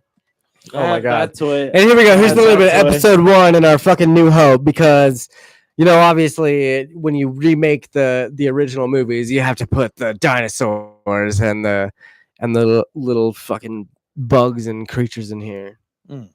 Yes. Oh my God. And here we go. This is the first time that you see the Force mind trick being used. How many times when you were a kid did you try and Jedi mind trick your teacher or something? Oh yeah, never worked. yeah. Like It never worked. your homework is due today, Evan, and you're like, "It is due tomorrow," and they're like, It is not due today. "No, it's actually due today, Evan. Quit waving your hand around like an idiot." You do not need to see. This is not the paper you need to look at today. You will look at Thanks, tomorrow. everyone, for giving us False the hope. amazing Jedi mind trick that It's we not thought could work. It wasn't a new hope. It was a No. false hope. It was a like, total. gosh, this doesn't work in real life. And here's She's Luke. trying so hard. Here's Luke just shooing away Jawas like they're rats. He was just buying droids from Jawas, and now all of a sudden he's in What a Mos snooty- Eisley, what is and it? he's just like scat. Man, what a snooty bitch, I know, right? right? What the fuck? Racist. Luke's kind of an asshole. Maybe Luke's they're kind of a the racist, Chicle bro. Kids. You ever been to Mexico? I don't know. Matthew says, "I think I saw New Hope on Easter in my grandparents' living room at age 5. I have Nice. no clue what I was watching, but by age 6, I used to watch a Star Wars movie every day there it is. of summer break." Nice. This And is also, the Matthew best says, scene. "Too soon for the Paul Walker jokes, bro." Damn, bro, he's been dead for like 5 Fast and the Furious movies now, including the spin-offs. I think it's okay. Catalina. The best fucking Cantina song ever. You guys on YouTube can hear it now. I know you can. And there's the devil right there. You see the devil in Mos Eisley. Like, how does that happen? He's just there. He's just chilling. Chewy too. It was Chewy. Same song? Same song? Yeah, same song. Okay, Yeah. cool. Yes. Damn. So, it is the 70s, and it's a little bit of a racist time, and they have to throw a little bit of a racist tone in here, and the bartender looks at 3PO. Meant that, though. Kinda, yeah. Come on. It was a different time. It was a different age. Like, of course, they kind of meant it in a weird kind of way. We don't serve their kind here. You're droids. Yeah. That's a segregation kind of thing. Like they're really being. Now Skinner's not hurt nobody. I just Because I South don't know, Park gonna be man. like, hey, they're paying the bear. Now Skinner's not hurt nobody. There we go. These two. Oh my god, these guys. He doesn't like you. I don't like you either.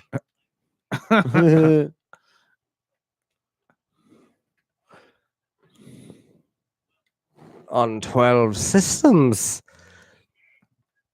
This was one of my favorite scenes when you see the guy threatening Luke, and he's like, I have warrants on 12 different systems. No, that's just when Obi-Wan had the high ground again. This guy's the king of the high ground. Boom. And when we watch Rogue One, we'll see those guys again because I love it how they just start They're playing there. music after a fight scene. right? It's so crazy. They're just- like, better calm they're the like, yeah, whatever. better calm the It's mood fine. before she gets out. Play of the hand. music. Get it over with. Find a ship that might That's- suit us. Chewy, for sure.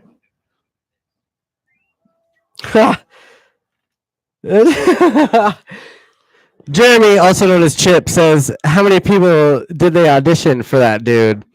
I'm sure they auditioned a few. I bet they used a few different people in that actual scene there where they cut his arm off. But now we finally get introduced to Han Solo, captain of the Millennium Falcon.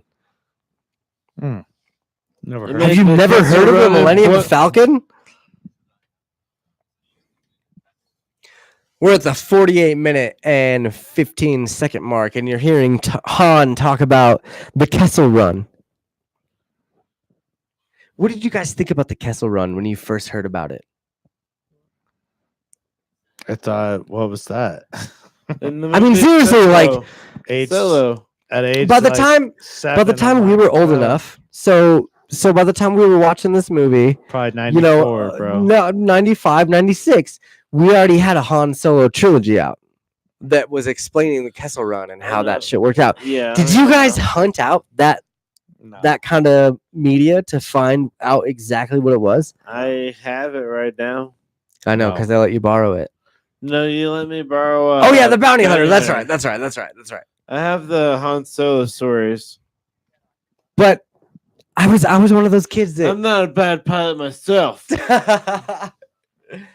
Luke's kind of a whiny bitch. He is. Yeah. Just Well, if your just dad a was bit of a Hayden whiny bitch. Christensen, I would be upset too. Boo. Matthew says he thought it was more of a space race than a smuggler's run. The Kessel Run, which makes sense. I think at first, yeah, I thought it was a bit of a race where he would like race other ships to get through this run to make sure that he, but then smuggler. Later on, once I found out there were books, I was like, oh my God, there's actually stories about these. And so I read that Han Solo, the trilogy of Han Solo, and you find out that the Kessel Run is actually like a bunch of black holes. You're like getting thrown from one black hole to another, and if you're not precise and like Cool story. an amazing pilot, you're gonna get sucked into a black hole. So you have to get thrown into all these different things. All right. Well, I gotta go take a bio break. Bio break. We're gonna watch here right now as Han Solo and Greedo talk to each other. My dog's name is after this scene. I don't have it with me. Tell Jabba. My dog's okay. name is Han. People can hear it now. Han shot first. Even I get bored Han sometimes. shot first. You think I had a Han choice? shot first. Even I get bored sometimes. That just proves that Han Solo is kind of a vulnerable character, which is awesome. And then you see right here, Greedo, according to the special editions, he shoots first, and then, Han Solo shoots back and kills him. But we all know what really happened. Han shot first. Yeah. That's my dog's name. And sorry about the mess. Here you go. Flip a coin to you because my bad that I killed someone on your dime. Whatever. Peace out. Peace out. Let's just talk about some sound effects for a minute. Do you know, like, The screaming? do you know how innovative these people had to be to make these fucking sound effects for this movie? Like look at Vader. Like, you got his breathing, his like, and that's amazing. That just makes him a little more sinister. Then you got the TIE fighters that have the scream. Every time you see them flying through space, you have that TIE fighter scream, which is it's kind of scary as hell. Am I right? Yeah. It's a little bit intimidating when you hear that shit. A little bit. A little bit.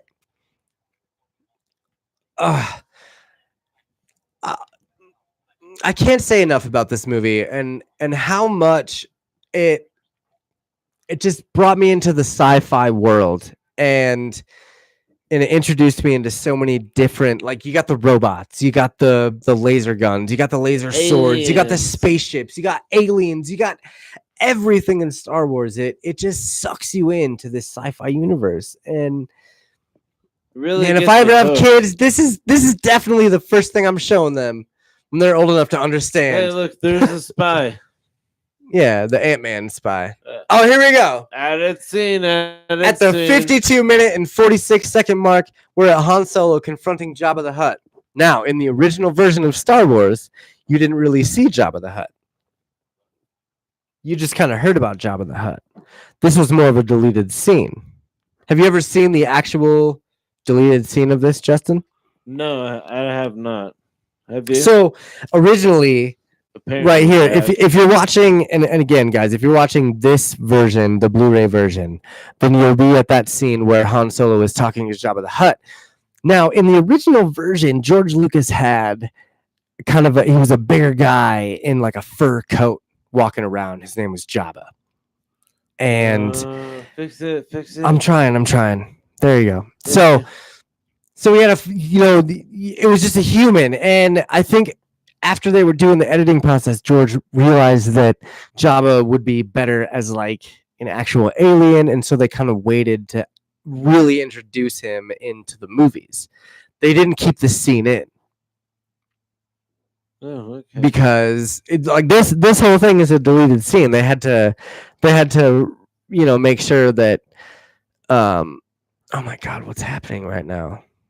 This is fucking up.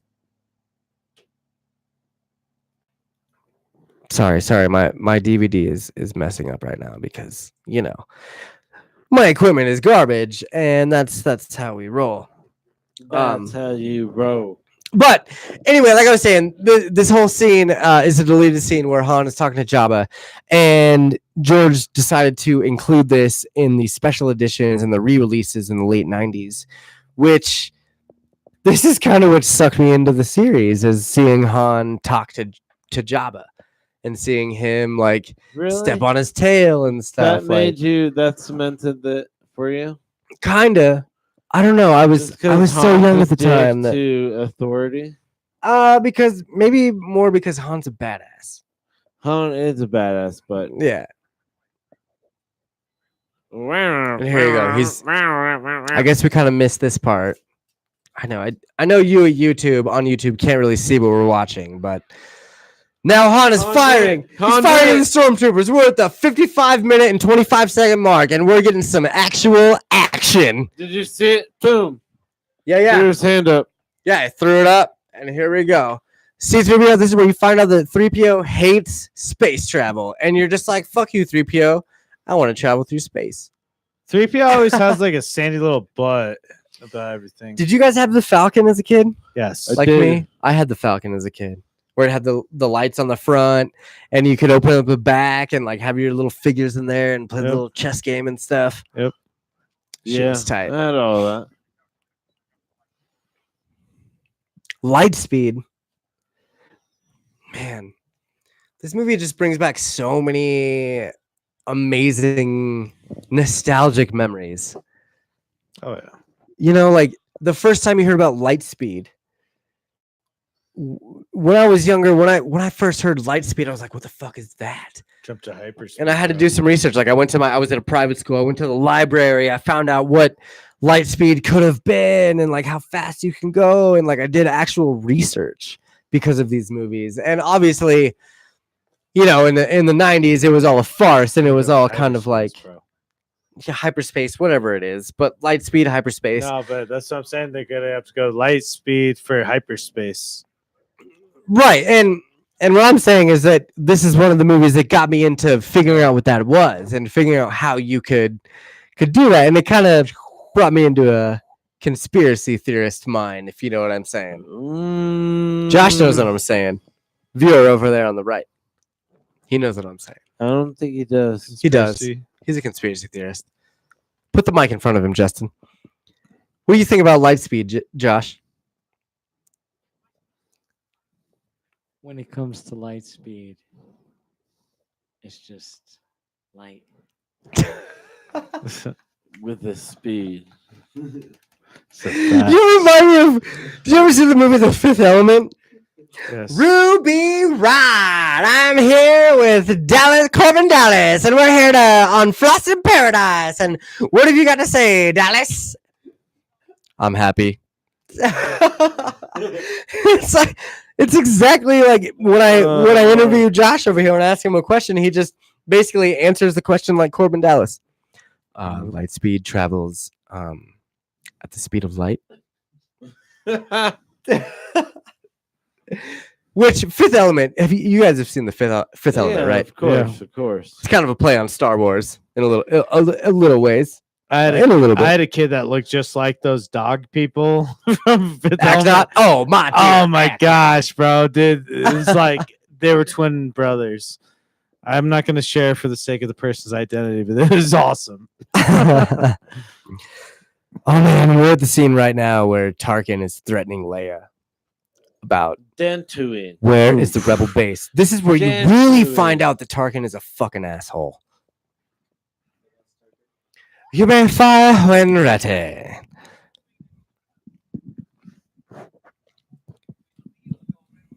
Your rebel friends. We're at the 58-minute mark here. 58 minutes and 55 seconds. Where they are commencing primary ignition. And they're aiming at Alderaan. We don't know anything about Alderaan. What we know now is that it's gone. Dead. That shit is destroyed AF. As fuck. Right? And so now, like, I really like this scene where Obi-Wan kind of feels the disturbance in the Force, like he just says. I felt a great disturbance in the Force, as if millions of voices cried out in terror, and then were suddenly silenced.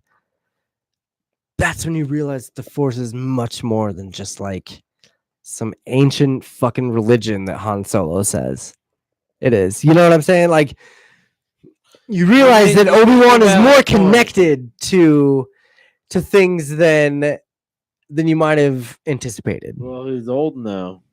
Well, I mean, if this is the first movie you're ever watching, then you're just understanding that the Force means so much more than just predicting the future or predicting where the laser blasts are going or whatever it is. Because Obi-Wan is sensing all those people dying. You're like, Obi-Wan's just very down to earth with his powers, okay?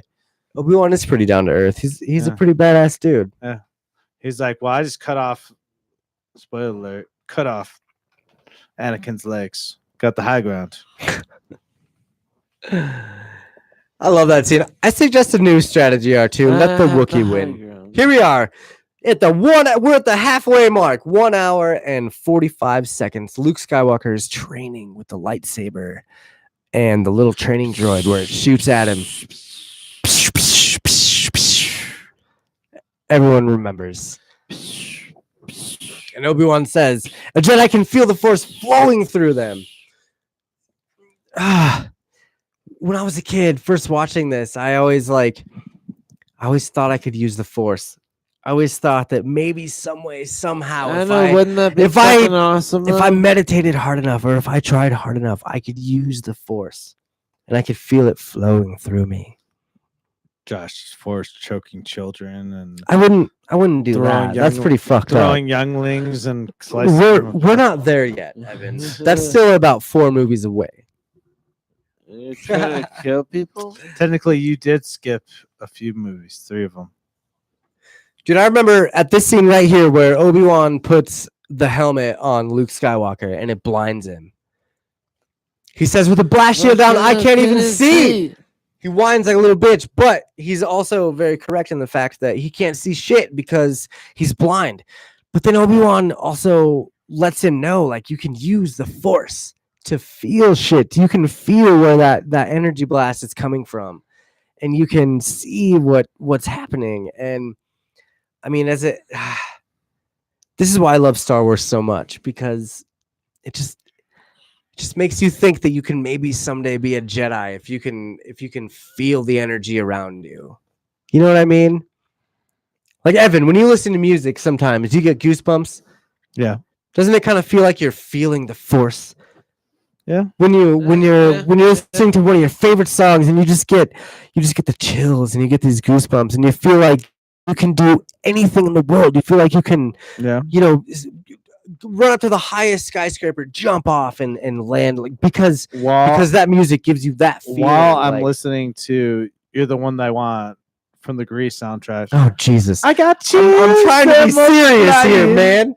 And I'm losing. I'm trying to compare the Force to what the real life could be. I'm trying to get life could be. electrified. What real And that's life? like, I honestly think that what George Lucas was getting across when it comes to the Force is that you get that feeling where you're free, where you can do anything, you get those goosebumps. And I love that. I love that translation, I guess, when it comes to the Force. Like, if that was a real thing, I would totally try to become a Jedi. Fuck yeah. I What if you I weren't think that I could strong use in the Force. If I was strong in the Force, No, what if you weren't? You had 0 Force, then I would try my hardest to be strong in the Force. but you can't. Holy shit, here we go. That's no moon. That's a space station. It's a short range fighter. So now you're finding out that this giant fucking moon that they're heading towards, man, Not if I can help I just it. can't. Not for If you're watching the long. movie, we're at the 1 hour, 4 minute, and 11 second mark where they are they're just heading up to the Death Star, and they're just about to find out about what the They're Death Star actually They're gonna is. save Leia. That small moon. And here's where Obi-Wan says, "That's no moon. Station. That's a space Oh, station." Shit. It's a Death Star. Very bad feeling about The first time ever that you hear I have a very bad feeling about this is right there when Luke says it. Bingo.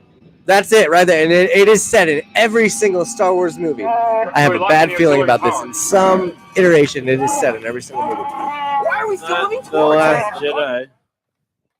No, because they cut him off before he says it. And actually, no, I'm sorry. In Rogue One, they cut off K2SO from saying it. But in Last Jedi, BB-8 is the one that says, "I have a bad feeling about this." Well, I really hope at At this the very beginning of the movie, when Poe Dameron is flying his X-Wing in for the distraction, and you hear Yeah, BB-8 go, yeah. BB-8 makes some beeps, and Princess Leia goes, "For the record, I agree with the droid." That's BB-8 saying, "I have a bad feeling about this." So technically, it is said in that movie. All right. But anyway, we're on A New Hope, and the Millennium Falcon is getting sucked in to the Death Star by the tractor beam, and Well, there's nothing they can do. you can't beat the Death Star. I mean, we'll find out later if you can beat the Death Star. But spoiler alert. For anybody hasn't seen it. Disney says, "So the Force, it's like greased lightning, then." Yeah. I mean, kinda, I guess. Yeah, man.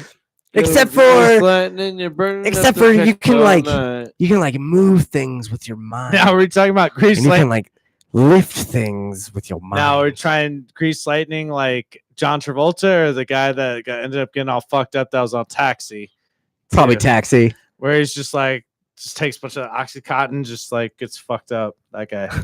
There you go. So now at this point, you're telling me that the Empire, with the most sophisticated technology, cannot find life forms on the Falcon. That's because that's what's going on right now. Yeah, This the guy, Falcon's badass. At the 1 dude. hour, 6 minute mark, he is saying that we cannot find anyone on the Falcon. The Falcon is badass. And here we go. So now you find out that Han Solo has a compartment that hides them from any sort of On the like floor. any sort of tracking devices or scanners that hides them. Triple. Lucky you had these compartments, Right. Mr. Solo. Trace Buster Busters. So even if Han couldn't take off, he couldn't pass the tractor beam. So Obi-Wan is like, I'm gonna be the hero, leave that shit to me. And so now you have your exposition for the rest of this movie. You got Obi-Wan is heading to the the rest of the movie. Kinda. Most of it. It's most, but you got Obi-Wan heading to the tractor beam to shut that shit down. And then you have Han Solo, Luke Skywalker, and Chewie, and then you got 3PO and R2 all working together to rescue the princess. Princess Leia. Am I right? Do they succeed? I mean, they might. We'll see, won't we? One of my favorite scenes. Hey down there. Could you give us a hand? It's a very Ted Bundy. Fucking thing to great. say. Fucking great. Fucking great. Boom. Then you hear the gunshots. I know. Hmm. One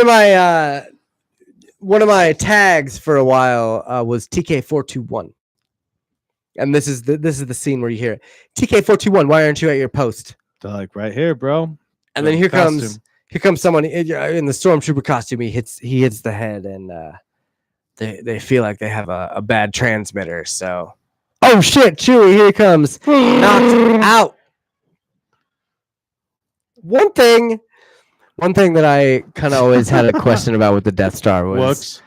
no, not Wooks. I'm just kidding. How Oh, many Wooks. floors does it have? Death Star has a lot of floors, but 69. I mean, how did they never sound any alarms right here? Use the force, bro. You think it was just the Force that? Yeah. You know, there were tens of thousands of workers on this space Yeah. station. The contractors, innocent contractors, bro. And nobody like heard this, Contractors. or there was no backup call. Dude, or- they were isolated in the one room that on the ship of many rooms, and they were fine, bro. See? It's not like they're in any hurry or anything at all. I love Sir Alec Guinness. Even though he hated the I was just gonna say he hated this movie, and you can kind of tell sometimes with his acting. he was like, "Gosh." Yeah. Be patient, Luke. Stay with the droids. I mean, he's got that stone cold look where he's like, I really don't give a shit about this movie, but I'm gonna make my money. But they're like, well, George Lucas is like, fuck you, because you're gonna be Obi-Wan. Yeah. I got you for the next Did you ever year. hear about that? How George Lucas sent Alec Guinness the script, and Alec Guinness like sent him a letter back that said, "I'll never be in this movie" or some shit. And George Lucas had to like convince him to be the Jedi in the movie. Did you ever hear about that? A Nah. little bit. Oh my Not God. That's awesome, in though. detail. It's fucking. I mean, it's if you look into it, Google that stuff. Google Alec Guinness hates Star Wars, and you'll find a ton of articles about how, George Lucas had to basically talk Alec Guinness into being his star in the movie. Otherwise, all you had was Han Solo or Harrison Ford that was American Graffiti. Harrison Ford is in American Graffiti that George Lucas also made. And that was about all the star power you had. Yeah. There was nothing else. I mean, Mark Hamill was brand new. Anthony Daniels was he did more like stage stuff. And then you had, R2-D2 was played by what was his name? God damn it. What was his name? R2D2.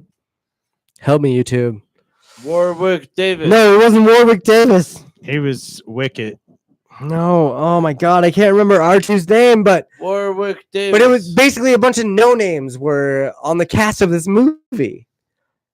And a bunch of no names did such a good job that this movie became a fucking cult classic immediately. Do you think it was timing? Maybe. I mean, it depends on what you mean by timing because they had sci-fi before. I mean, Logan's Run was a great sci-fi movie that came out early 70s. That's With true, Basil that's true. Exposition. Exactly. You had like the Flash Gordon. He had his awesome sci-fi time. Like Death to Ming. I mean, that's where Lucas got his idea for the crawl was from the Flash or from Flash Gordon. You had Superman, you had comic books already by the 70s. Comics were made in the 40s, so you had all of that kind of sci-fi stuff. George Lucas and Star Wars kind of made sci-fi make sense. You know what I mean? They made the aliens lovable, and they made the story, I don't know, like identifiable, like captivating, or like you could kind of relate. They made the story relatable, I guess, in a way. Okay. Kind all of. right. Sort of follow you. You lost me halfway. I know. And then you It's picked me back up. it's the whiskey, and I get it. Like I've been trying to keep you in with the whole thing, but the whiskey's been. I get it. I get it. I love you guys. Thanks for coming on for the show tonight. The first ever Twist My Arm watch party where we do a commentary over our favorite movies. Today we're doing Star Wars: A New Hope. Right now we're at the 1 hour 13 minute and 38 second mark. They're on the Death Star. Obi-Wan is making his way to the tractor beam. And Darth Vader is just now sensing a presence he hasn't sensed in quite some time. He's about to whoop some ass here. Is that what you want to do, Justin? Justin wants to order food.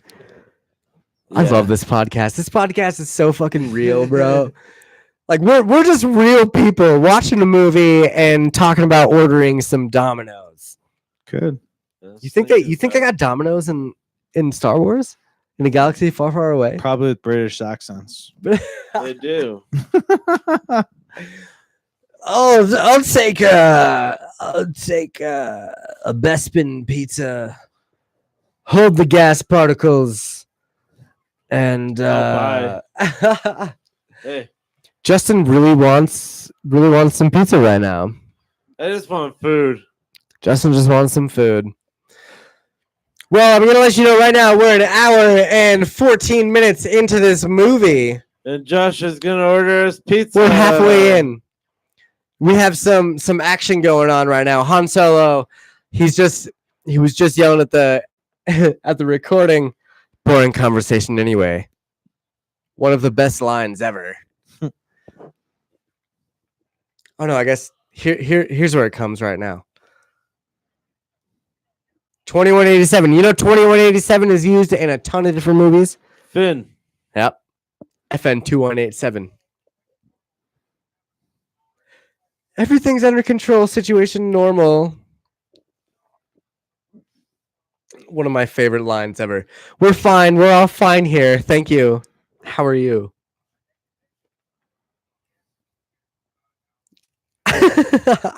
When you're watching, I mean, again, like, and I'm trying really hard to make sure that you guys are on the same exact moment that we are, but he just said boring conversation anyway, Luke, we're gonna have company, and that's when you really realize that this has just become an action sci-fi movie.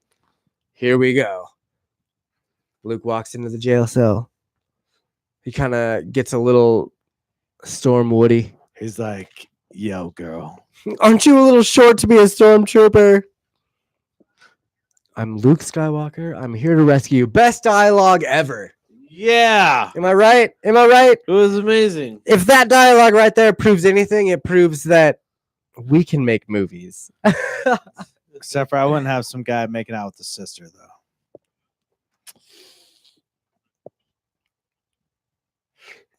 Disney says the only food that they eat in the Star Wars universe is those candy bar thingies. I remember those Oh, candy bar yeah, thingies. yeah. Yeah. Yep. The rations. They're like little rations. We have an emergency alert into section Maybe block it's like pizza. Hmm. If you're right, he must not be allowed to escape.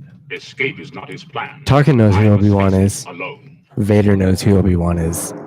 And he must face him alone. He's like, motherfucker, you chop my legs off? I've been waiting for this shit for a while. Fuck you up. You guys can hear it now. Get behind me. Here comes Harrison Ford, the fucking hottest man of the 70s.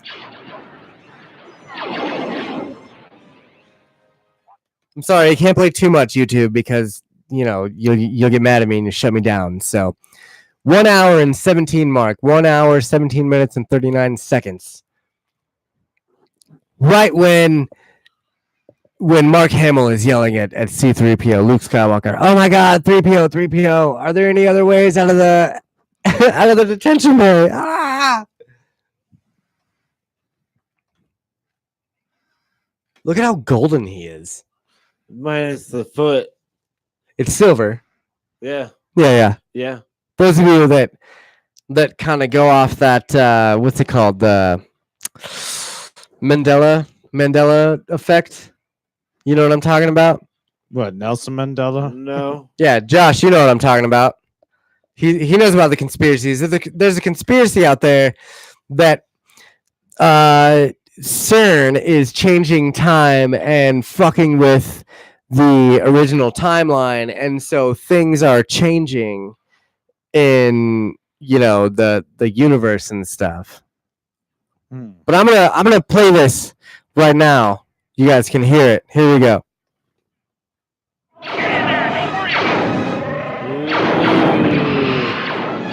Wonderful girl. Either I'm gonna kill her or I'm beginning to like her. Get in there.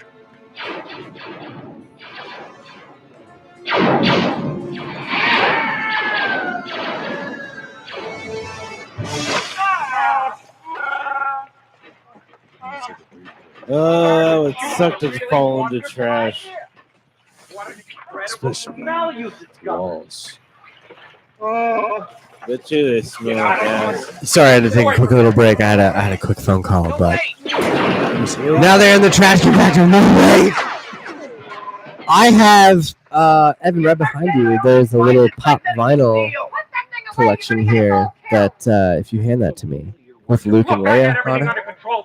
Yeah, see, this is my pop vinyl of the scene that we're in right now, the trash compactor, where you have the trash compactor monster that comes out. Something alive in here. Luke says there's something alive in here. Something just moved past my leg. Something just touched my dick, bro. I know you guys can hear it out there, so you can match up with us right now. You can see, I've been playing the audio a minute, so you can match up where we're at. But Disney says they better be careful in the compactor. Meg is in there. There she is, right there. Meg. Yeah. You guys ever watch the Family Guy Star Wars movies? Blue Harvest. Gotta watch out for that one-eyed monster. I feel like, and I love in the Empire one where Meg comes out and she's like, "Why don't I ever get an actual scene in these movies?" and fucking Peter comes back and he's just like, "Shut up, Meg." That's my favorite. That's one of my favorite things. But those of you watching on the YouTubes, we have a couple of you out there. We're at the 1 hour and 20-minute mark, 54 seconds. Luke Skywalker, Han Solo, and our heroes are in the trash compactor of the Death Star, and they're trying to find their way out. Probably smell. Yeah. Oof. Oh, it doesn't smell anymore. Oof. Yeah, everything's silent.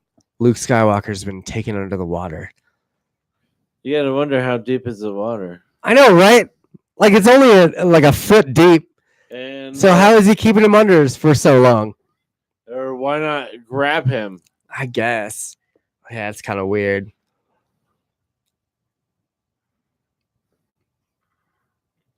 And then you hear the. Oh, Here it is. The second time you hear it, I've got a bad feeling about this. Han Solo says. And now the trash compactor's closing in on him.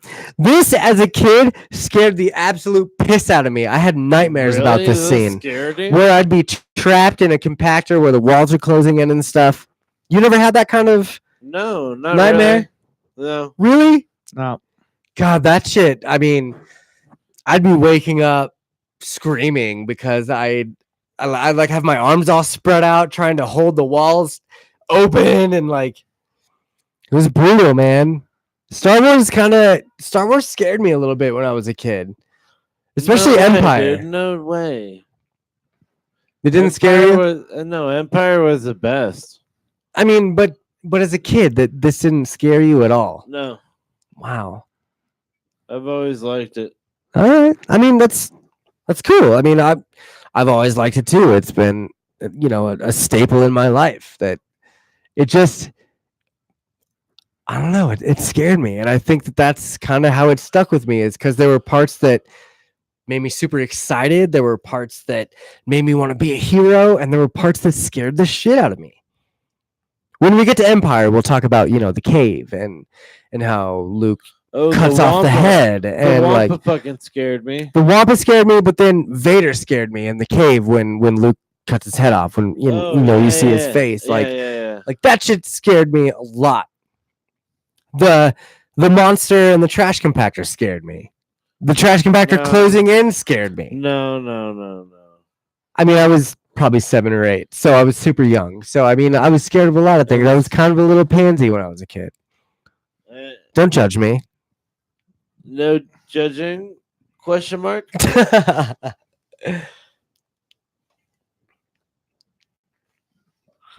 This is when you find out. This is when you see R2's dick. R2's like, 3PO's like, see what happened to him, and R2's like, yeah, all right. Boop, and he sticks his dick in the computer and then whirls it around a little bit and figures it out. Because R2's cool and 3PO is a piece of shit. Well, R2's kind of a pimp, right? Is he fucking the computer? R2? Yeah. Kinda. Oh. He's definitely like in there. You know what I'm saying? He knows what he's doing when He's it comes to computers. He's splicing. There you go.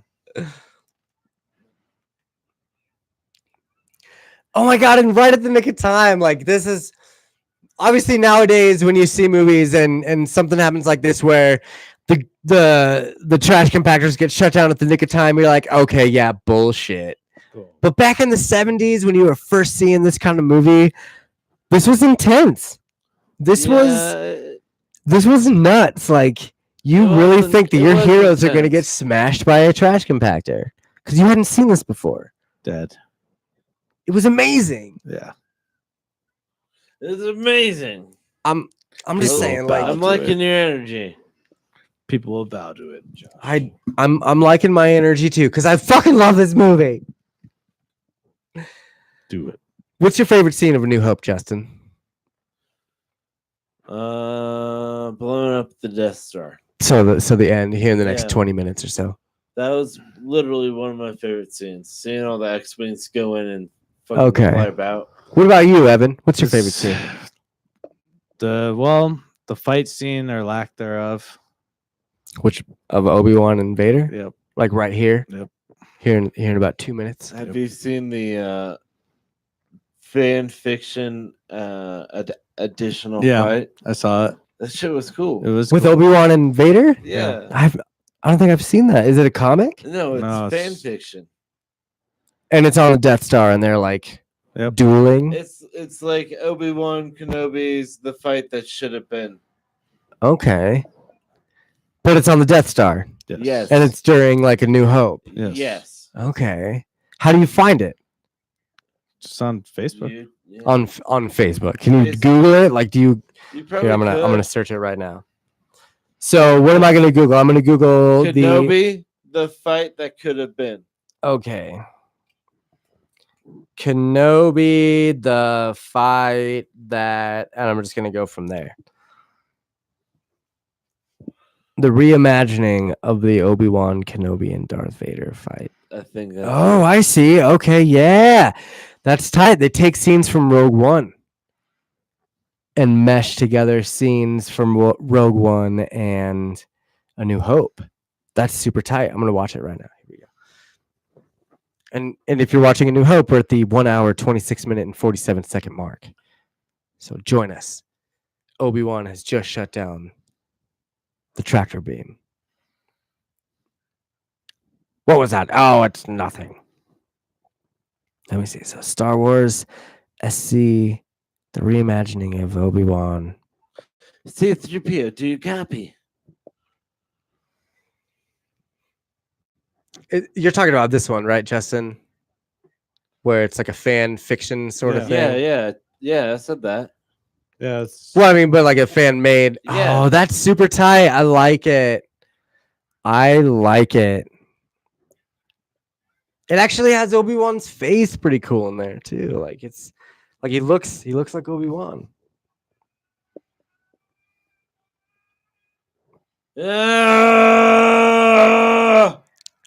Han Solo yelling at the stormtroopers like he's gonna beat all 30,000 of them.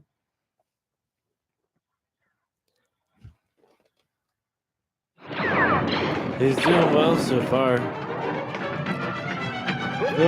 And this is where Luke has his moment. I think we took a wrong turn. I did turn up the volume a little bit for you listeners out there. You can see where we're at. This is the scene, I believe, where the stormtrooper hits his head on the door. I think I just blasted. They're coming through! God, both the Skywalkers are just whiny bitches. Yeah, they are. Go, Luke, go! Did you get to hear the music? Oh, Wait, yeah. Pass the Leia. Terrible shot. Reminds me of Dumb and Dumber. You're alive. You're a terrible shot. Right.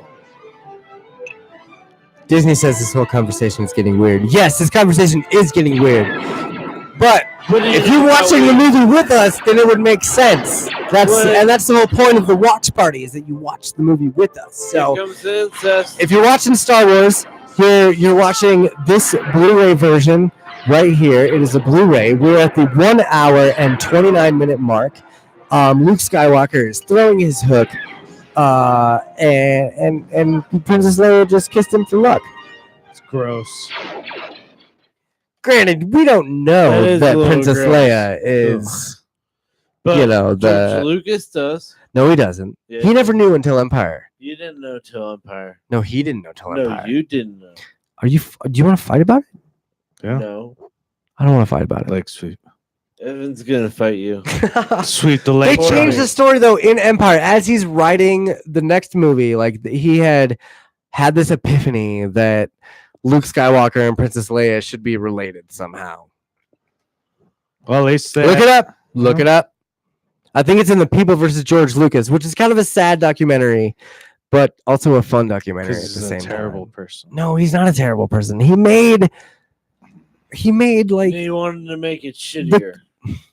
He already did. look at this movie that we're doing a podcast on right now. He made this. He started this whole phenomenon. George Lucas is kind of a hero. But he also created Jar Jar.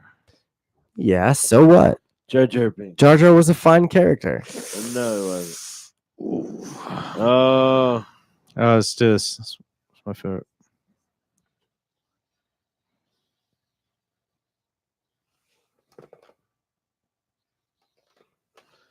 get him, Kenobi. Get him. Get him. You can't hear anything, Josh? Oh, I see what's going on. I don't hear anything either. Killed it, Did bro. you unplug my thingy? Yeah. Don't do that. I sure did. Don't do it. Can you hear it now?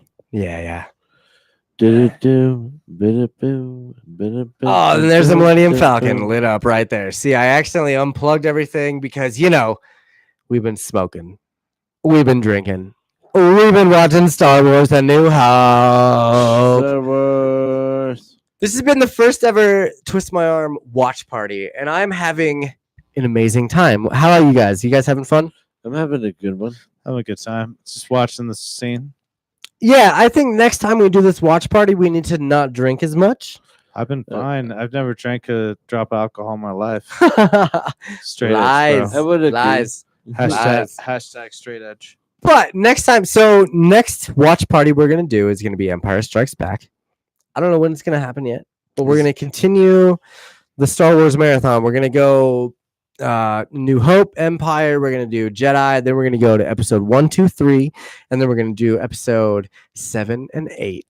And by the time we get done with 8, I believe, since we're doing this kind of monthly, by the time we get done with 8, it'll be time for the Rise of Skywalker. I might have to sit out number 8. You're going to be in number 8. If you're sitting through all the other movies, you're sitting through 8 with us. And we're talking about it. 8. Because 8 is great. Unlike Star Wars. Star Wars is pretty great. Not 8. Oh my God. And here we go. Dead. No. Oh, the best. Little bitch. The most emotional no in cinematic history, to me at least. And he's just so upset that he lost his best friend, Ben Kenobi. No!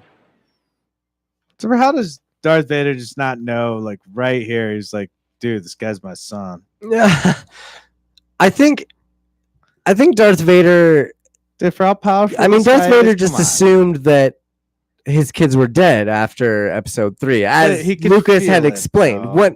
Once we get to episode 3, we'll definitely talk about that because, Please. How does he not feel That's- it, bro? Because he thought they died. and also because the writing wasn't there. Well, it's because they couldn't face their father. Because it wasn't ready yet. They couldn't face their father after. No. He's alive. I felt it. And here we are. This is a very sad part of the movie. Oh my God. There we go. Okay. We're at the 1 hour and 33-minute mark on Star Wars: A New Hope during the Twist My Arm watch party. If you're joining us on YouTube, thank you. Hello. Join us every other Friday on YouTube to watch normal Twist My Arm episodes. You can call us and chat with us at 508-93-TWIST. You can also send us emails letting us know if you want us to watch a certain movie, if you want us to do a watch party on a certain movie, hit us up. twistmyarmpodcast@gmail.com. Blade Runner would be cool. Yeah, We could do that. That's a fun one. I know my buddy Chip, he's going to be sending us a list of movies that he would like us to watch. Ooh, I like it. So, should be good. This is where it gets good right here. This is, Han and Luke are heading down to the guns on the Falcon. I used to have this game. On Super Nintendo? Yeah. Where you see the little boxes and the squares and you have to match up the shots and shoot the TIE fighters. Yep. Had the 8-bit music. Yeah. But it was hard too.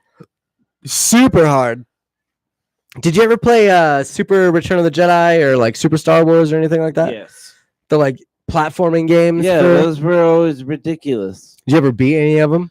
The first one, yeah. Did you? The only one I beat was Return of the Jedi. Really? Beat all of them. Shut the fuck up. No, you Blindfolded. didn't. No, you didn't. Blindfolded. Evan's a liar. Evan's a liar and a thief. No, He never did that. not a thief. I'm Not a just lie. But I will say that Return of the Jedi, Super Return of the Jedi on Super Nintendo was really, really fucking hard. And it took me at least, 6 weekends of renting it from Blockbuster to beat it. No. You had to write down the passwords. You had to go through all the different levels and learn the nuances of all the different platforming games. It was just, that game was hard as hell. But I loved it. Just like I love every other piece of Star Wars media. You passing out, Justin? No. Resting my eyes. Just like Grandpa used to do, just resting my eyes. Yeah, That's great, kid. Going. Don't get cocky. Dead. They got them all. All those innocent people. The first time Leia ever hugs Chewie. I think the only time Leia hugs Chewie, right? Presents him with the medal, though. He does. She doesn't present him with a medal, though. We'll Chewie get there. gets denied. At the end of this movie, he doesn't get the medal. Oh yeah. Yeah. Joke's on everybody else because Han Solo is just really his third dog.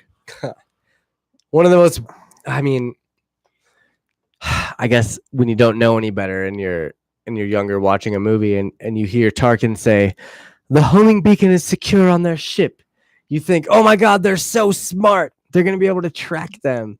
I mean, obviously that's a pretty easy plot device in movies, tracking devices and stuff like that. So it's pretty common, but when you're first watching these movies and you're first introduced to sci-fi, like this is kind of a revolutionary item.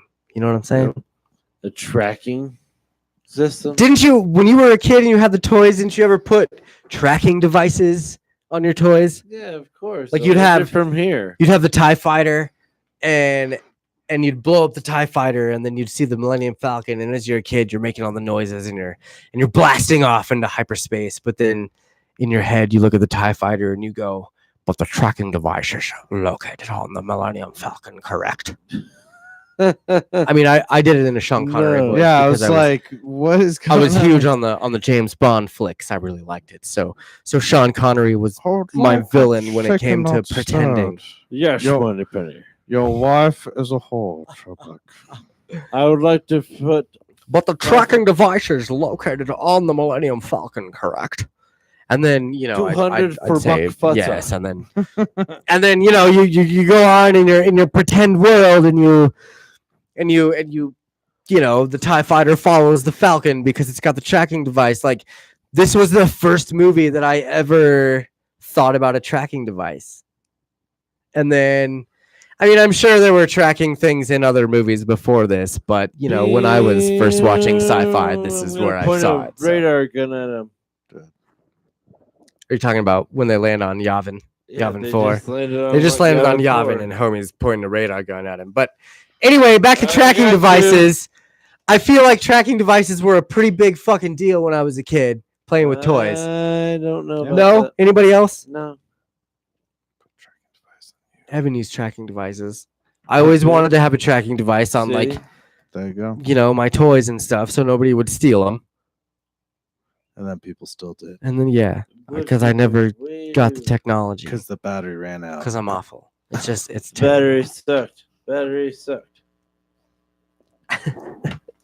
Josh is planning proximity mines all over the place, like GoldenEye. Like, So, do you remember floating Flappers. proximity mines on GoldenEye? yeah. Did you ever figure out how to do that? No. No. You never figured out floating ones?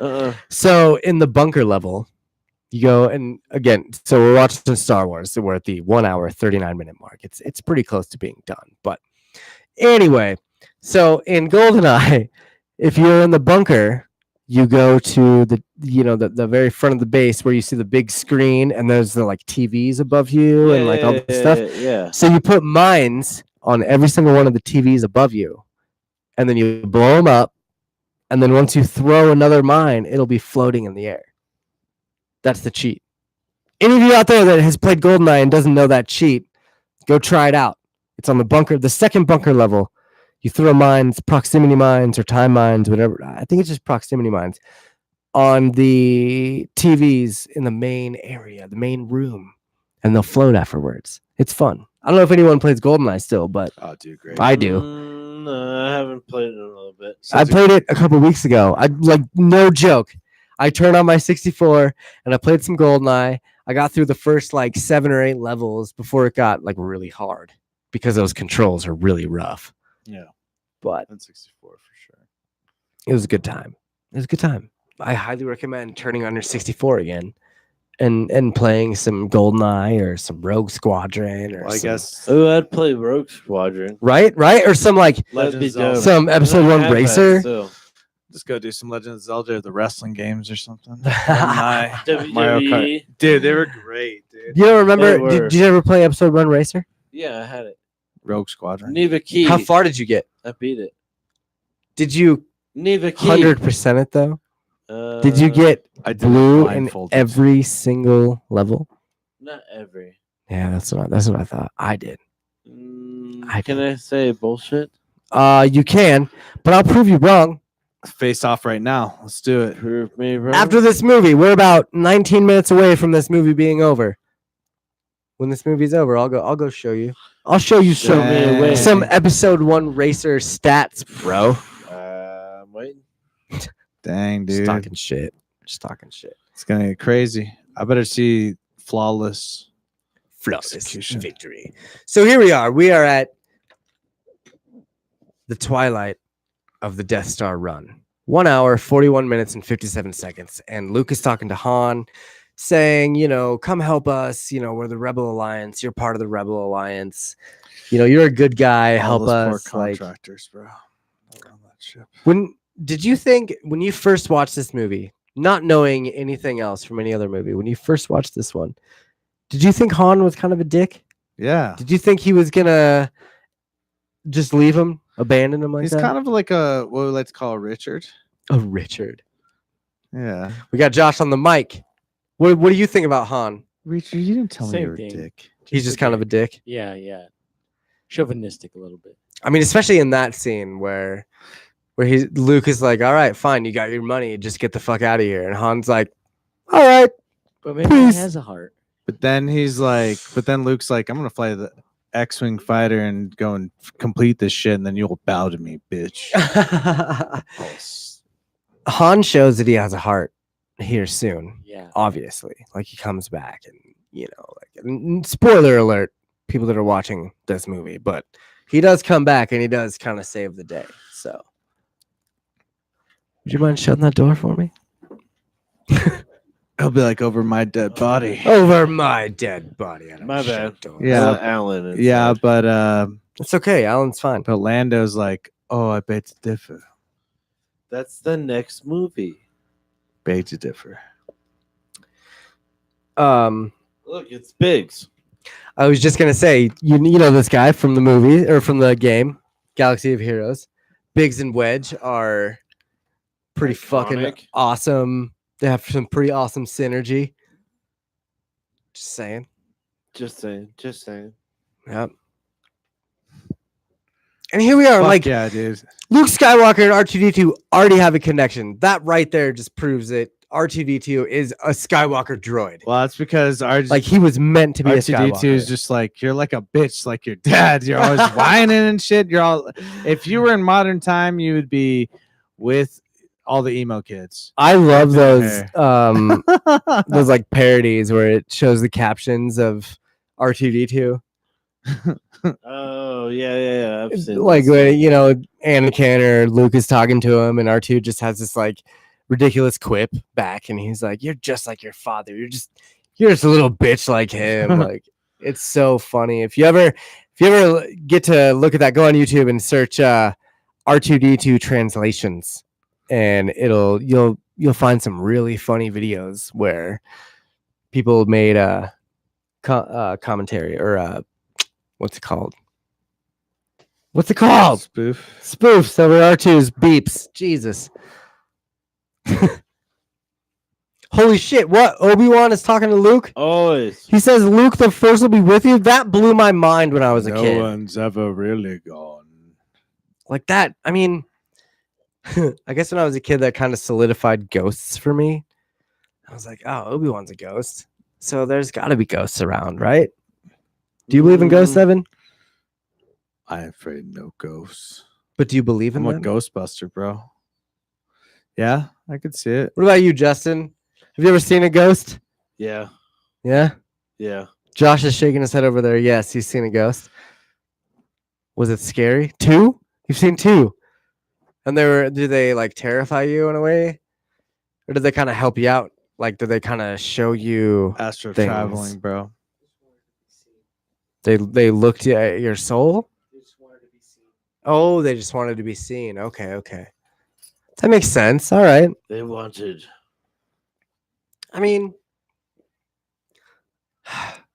the ghost That's what phenomenon she is crazy, said. but Star Wars kind of makes that ghost phenomenon a little less crazy. Or Am I right? scary. Am I right? So I got thrown off with the look at the size of that thing. That's what she That's said. what she said. That's what she said every time. There's a ton of that's what she said jokes at this end scene here. This end like battle, You miss Riders? right? Boom. And here we are. Did you ever watch the making of these movies? Like the No. documentaries of Star Wars and stuff? How I haven't seen on How they have the one. vehicles and all that. I was gonna yeah. say the Death Star is made out of 6 ping pong tables. So the way they do it is they set up all these, the way the Death Star looks, they make the models on six ping pong tables, and they like line them up, and make a big fucking scene out of it. And then they would drive their truck alongside these ping pong tables and make little explosions like right here. So they'd be driving along with a 1 hour, 47-minute mark. And Biggs is looking at Luke, and they're flying alongside, or they're flying outside the Death Star, and they're showing all the different, the practical effects and stuff. And so one of the practical effects was that they built this model of the Death Star on a bunch of tables.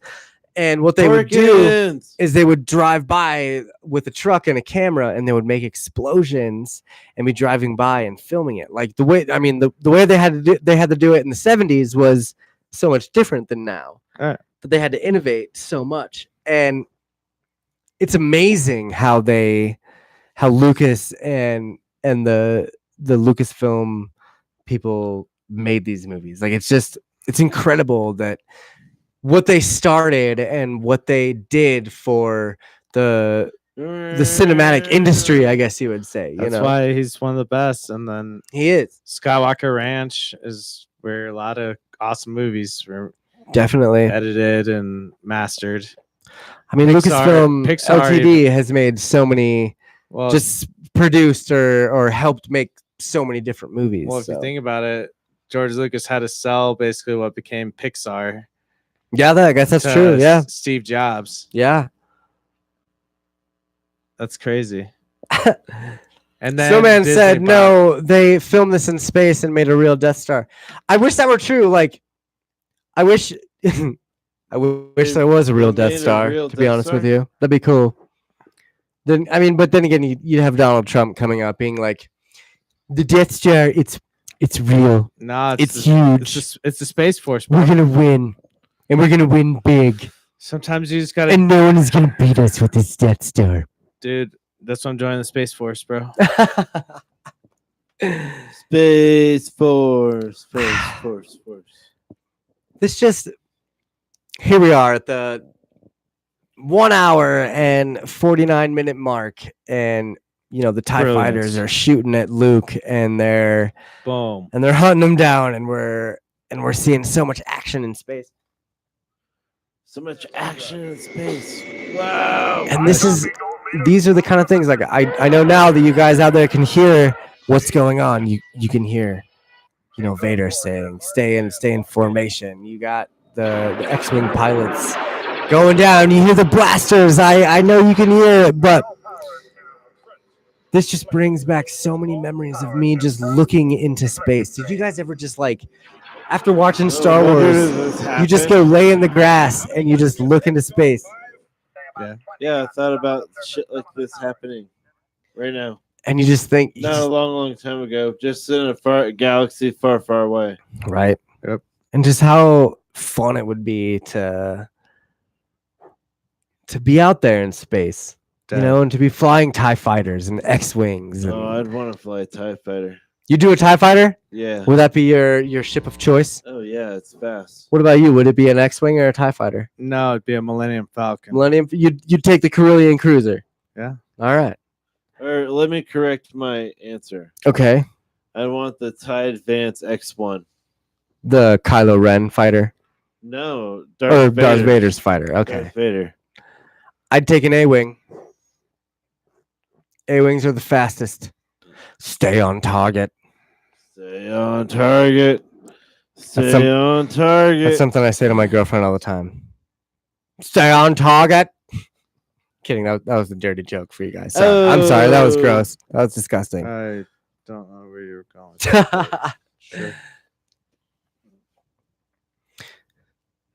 Tarkin just confident as hell right here. We've analyzed the attack and there is a danger. Should we call off the attack? And Tarkin is just like, no way. Fuck you, bud. We're totally gonna win here. Just got this shit. He's just laying his dick out on the table and Well, he's thinking just like, gonna you're be being a fine, real bud." Richard Licker right now. A real Richard Licker. Oh, that was classy. There you go. Sorry, I swear. I'll just swear about it. A real dick licker. I get it. Yeah. That's a secret code you can start using when somebody's just being a real dick. Be like, oh man, he's just being a real Richard like that right now. Come on. Richard Nibbler. Here they are. They're on their run. But they can't. They have no idea what's going on. Nope. All these people are about to get No, murked. no. This whole scene was so cool because they brought so much suspense into this. They made, what, 2 or 3 different runs? There were 3 different runs. Two. I thought they had one run where they all got destroyed, and then the second run where most of them got destroyed, and then the third run where Luke wins, No, right? This guy gets it locked on. So there's just the 2 then. Almost there. No, I got it. But and then okay, all right. Yeah. So then Vader, yeah. Almost there. I can't hold him. Dead. Man. Terrible. And he's using his computer right now. And he's Yep. thinking, oh fuck. He's thinking it's gonna work, but you know what? His computer was wrong. Motherfucker, you gotta use the force, biatch. He'll get it. Am I right? Luke Am I will get right? it. Yep. Terrible. Man. Vader's about to murk his ass. I know we're getting quiet because we're watching the movie, but this is the best part of the movie. The leader. 1 hour and 53-minute mark. Set up for your attack, Rod. And Dead. here comes Vader. Done. Ah! He is dead. Dead. It's too bad. It's too bad. But yeah. You got 1 minute. You got 1 minute, bitches. I mean, come on, man. This is suspense at its finest. Dead. Do you think? At its finest. Especially at the time. Look at that speed. We'll be destroyed for sure. I mean, nowadays you got suspense like Thanos, Avengers, and you got, him Dude. coming in and tearing out the stone from Vision and stuff. You got that kind of It suspense. should have been where Ant-Man flew up his ass and expanded. But I'm talking like this suspense from, 42 years ago was unprecedented. It's all the music, man. It was the music and the basic ass effects that, yes, they were basic now, but they were so amazing back then. And they drew people into it. This is why Star Wars is so huge, is because everything is just so wonderful around it. Right. The sound effects, the music, it's even, I dare say, the acting it most of the time is amazing. I mean, this just draws you into the drama. You got Vader. You got Vader flying a ship. You got Skywalker trying to evade everything. You're just thinking they're fucked. They're fucked. Vader's a Yavin is renowned done. pilot. It's all right, because Luke goes in there. I bet you $10 he saves the day. Gotcha, Of course he bro. $10. Oh my god! And there goes, who's that? Biggs. That was Biggs, right? Yeah, I think so. That was Biggs right there. He's done. And that I'm not making you a bet. Get out of here. What? Luke saves the day. I bet you $10. No, I'll I'm give good. you I'm 2 to good. 1. Get the fuck out of It's here. technically 3 to 1. The Force. 10 to 1 odds. Force that wins the 10 to day. 1. There you go. Fam, fam, fam, fam, fam, fam, fam, fam, fam, fam, fam, fam. That's the music, right? That's what it is. Yeah, I guess you're right. Sounds just like it, dude. Just like the track that John Williams wrote. Gotta turn it up. You don't need Because here you go. that. The force is strong with this one. Luke, trust me. Trust what? Some ghost? It's like, fuck this ice shit. I'm ready to just It's destroy. This right here, this part right here is when I knew that Luke Skywalker was going to be my hero. When he turned off his targeting computer and win at it with just the Force. Technically at R2. No, he just had the Force. Shut up. No, R2's gone now. He lost R2. Done. That means he's fucked. So now it's just Luke and his X-Wing and the Death Star and Vader. Favorite line. Yep. You may fire when ready. Also, it takes them so long to power this up. Watch CinemaSins, by the way, guys. I know I've said it before. CinemaSins, if you watch everything wrong with Star Wars A New Hope, you'll see how funny this movie can actually be. I just wanted to talk about how awesome this is. And here we are, Han Solo coming in to save the fucking day. And he does it. And then Luke. Han Solo, dude. You're all clear, kid. Boom. Oh, man. I get chills hearing that line right there. I get chills.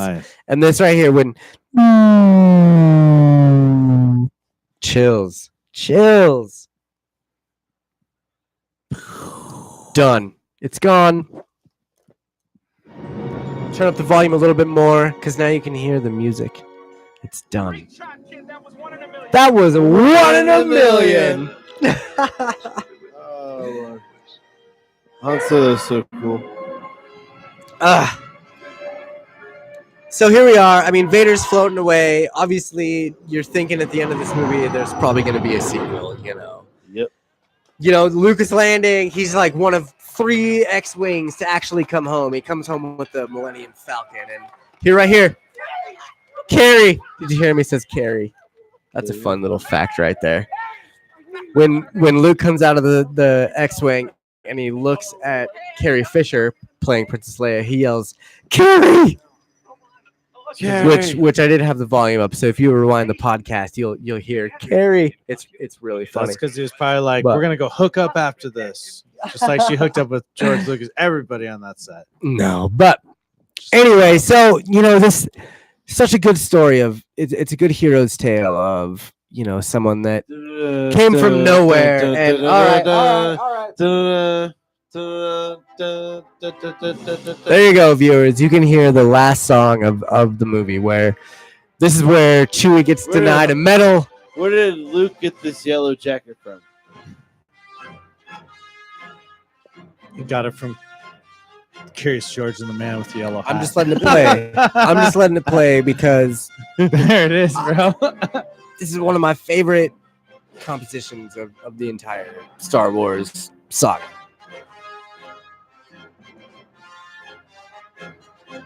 We're gonna give you some shit. So obviously here we are. This is the very end of the movie. We're at the basically the 2-hour mark, 1 hour, 59 minutes and 18 seconds. We're watching Princess Leia give Han and Luke medals and denying Chewie his medal. Bullshit. That's where Han's like, yeah, boom, wink, nose up. You do know that Chewie got his medal in the comics, right? Like they did show that. So got obliterated on his own. He did, yeah. Dead. Yeah, it's very true. It's very true. So this is the end of Star Wars A New Hope. This is the end of the Twist My Arm first ever watch party. And I am so happy that you guys all out there on YouTube. I'm so thankful for you guys joining us. I had a lot of fun. Did you guys have fun, Evan, Justin? I had great. You guys had a good time? It was a good time. Good. I want to continue to do this. We're going to keep building on this. We're going to work on this this segment, this watch party. And here, there's the ending music for you guys right there. And I'm going to end it with this music. So thank you again. We are the Twist My Arm podcast. This is the watch party of the Star Wars A New Hope. If you want to, hear our commentary on it, you can start this from the beginning and we'll give you all the hour markers and everything you need to know when to start this, when to watch with us. Thank you again so much for watching. This was so much fun and I cannot wait to do these watch parties more frequently with all of you out there on the interwebs. If you are not familiar with the Twist My Arm podcast, we do episodes every single week. We are changing the schedule here. Next week, it's going to be a little bit different. I did get a new job. I got a bit of a promotion, and I'm super excited. And my schedule is changing, so that means that the Twist My Arm podcast schedule is also changing. We'll have further details soon, and we'll let you all know when we're putting out new episodes and when we're doing new live episodes. You can always contact us at twistmyarmpodcast@gmail.com. You can like and subscribe to us on basically any social media outlet: YouTube, Facebook, Twitter, Instagram, SoundCloud. You can hear all of our episodes on iTunes. That's about all I got. Yep. Evan, you got any last final words? No, that was awesome. Justin, any final words? Nope. That was a good time. It really was. Sweet. Thank you all again for joining us on our first ever Twist My Arm watch party. We have watched Star Wars: A New Hope. We hope to see you again next week when we have a normal Twist My Arm episode and we talk shit about some of the news going around the world and Denver and have some. Maybe we'll have an interview next week. I don't know. We'll see what happens. But thank you again. I am Josh. I am the forever host of the Twist My Arm podcast.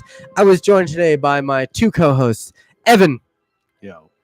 Justin. Hey. Thank you guys for being on the show. Thank Josh for watching the movie with us. Yup. And we will talk to you guys next week. See ya.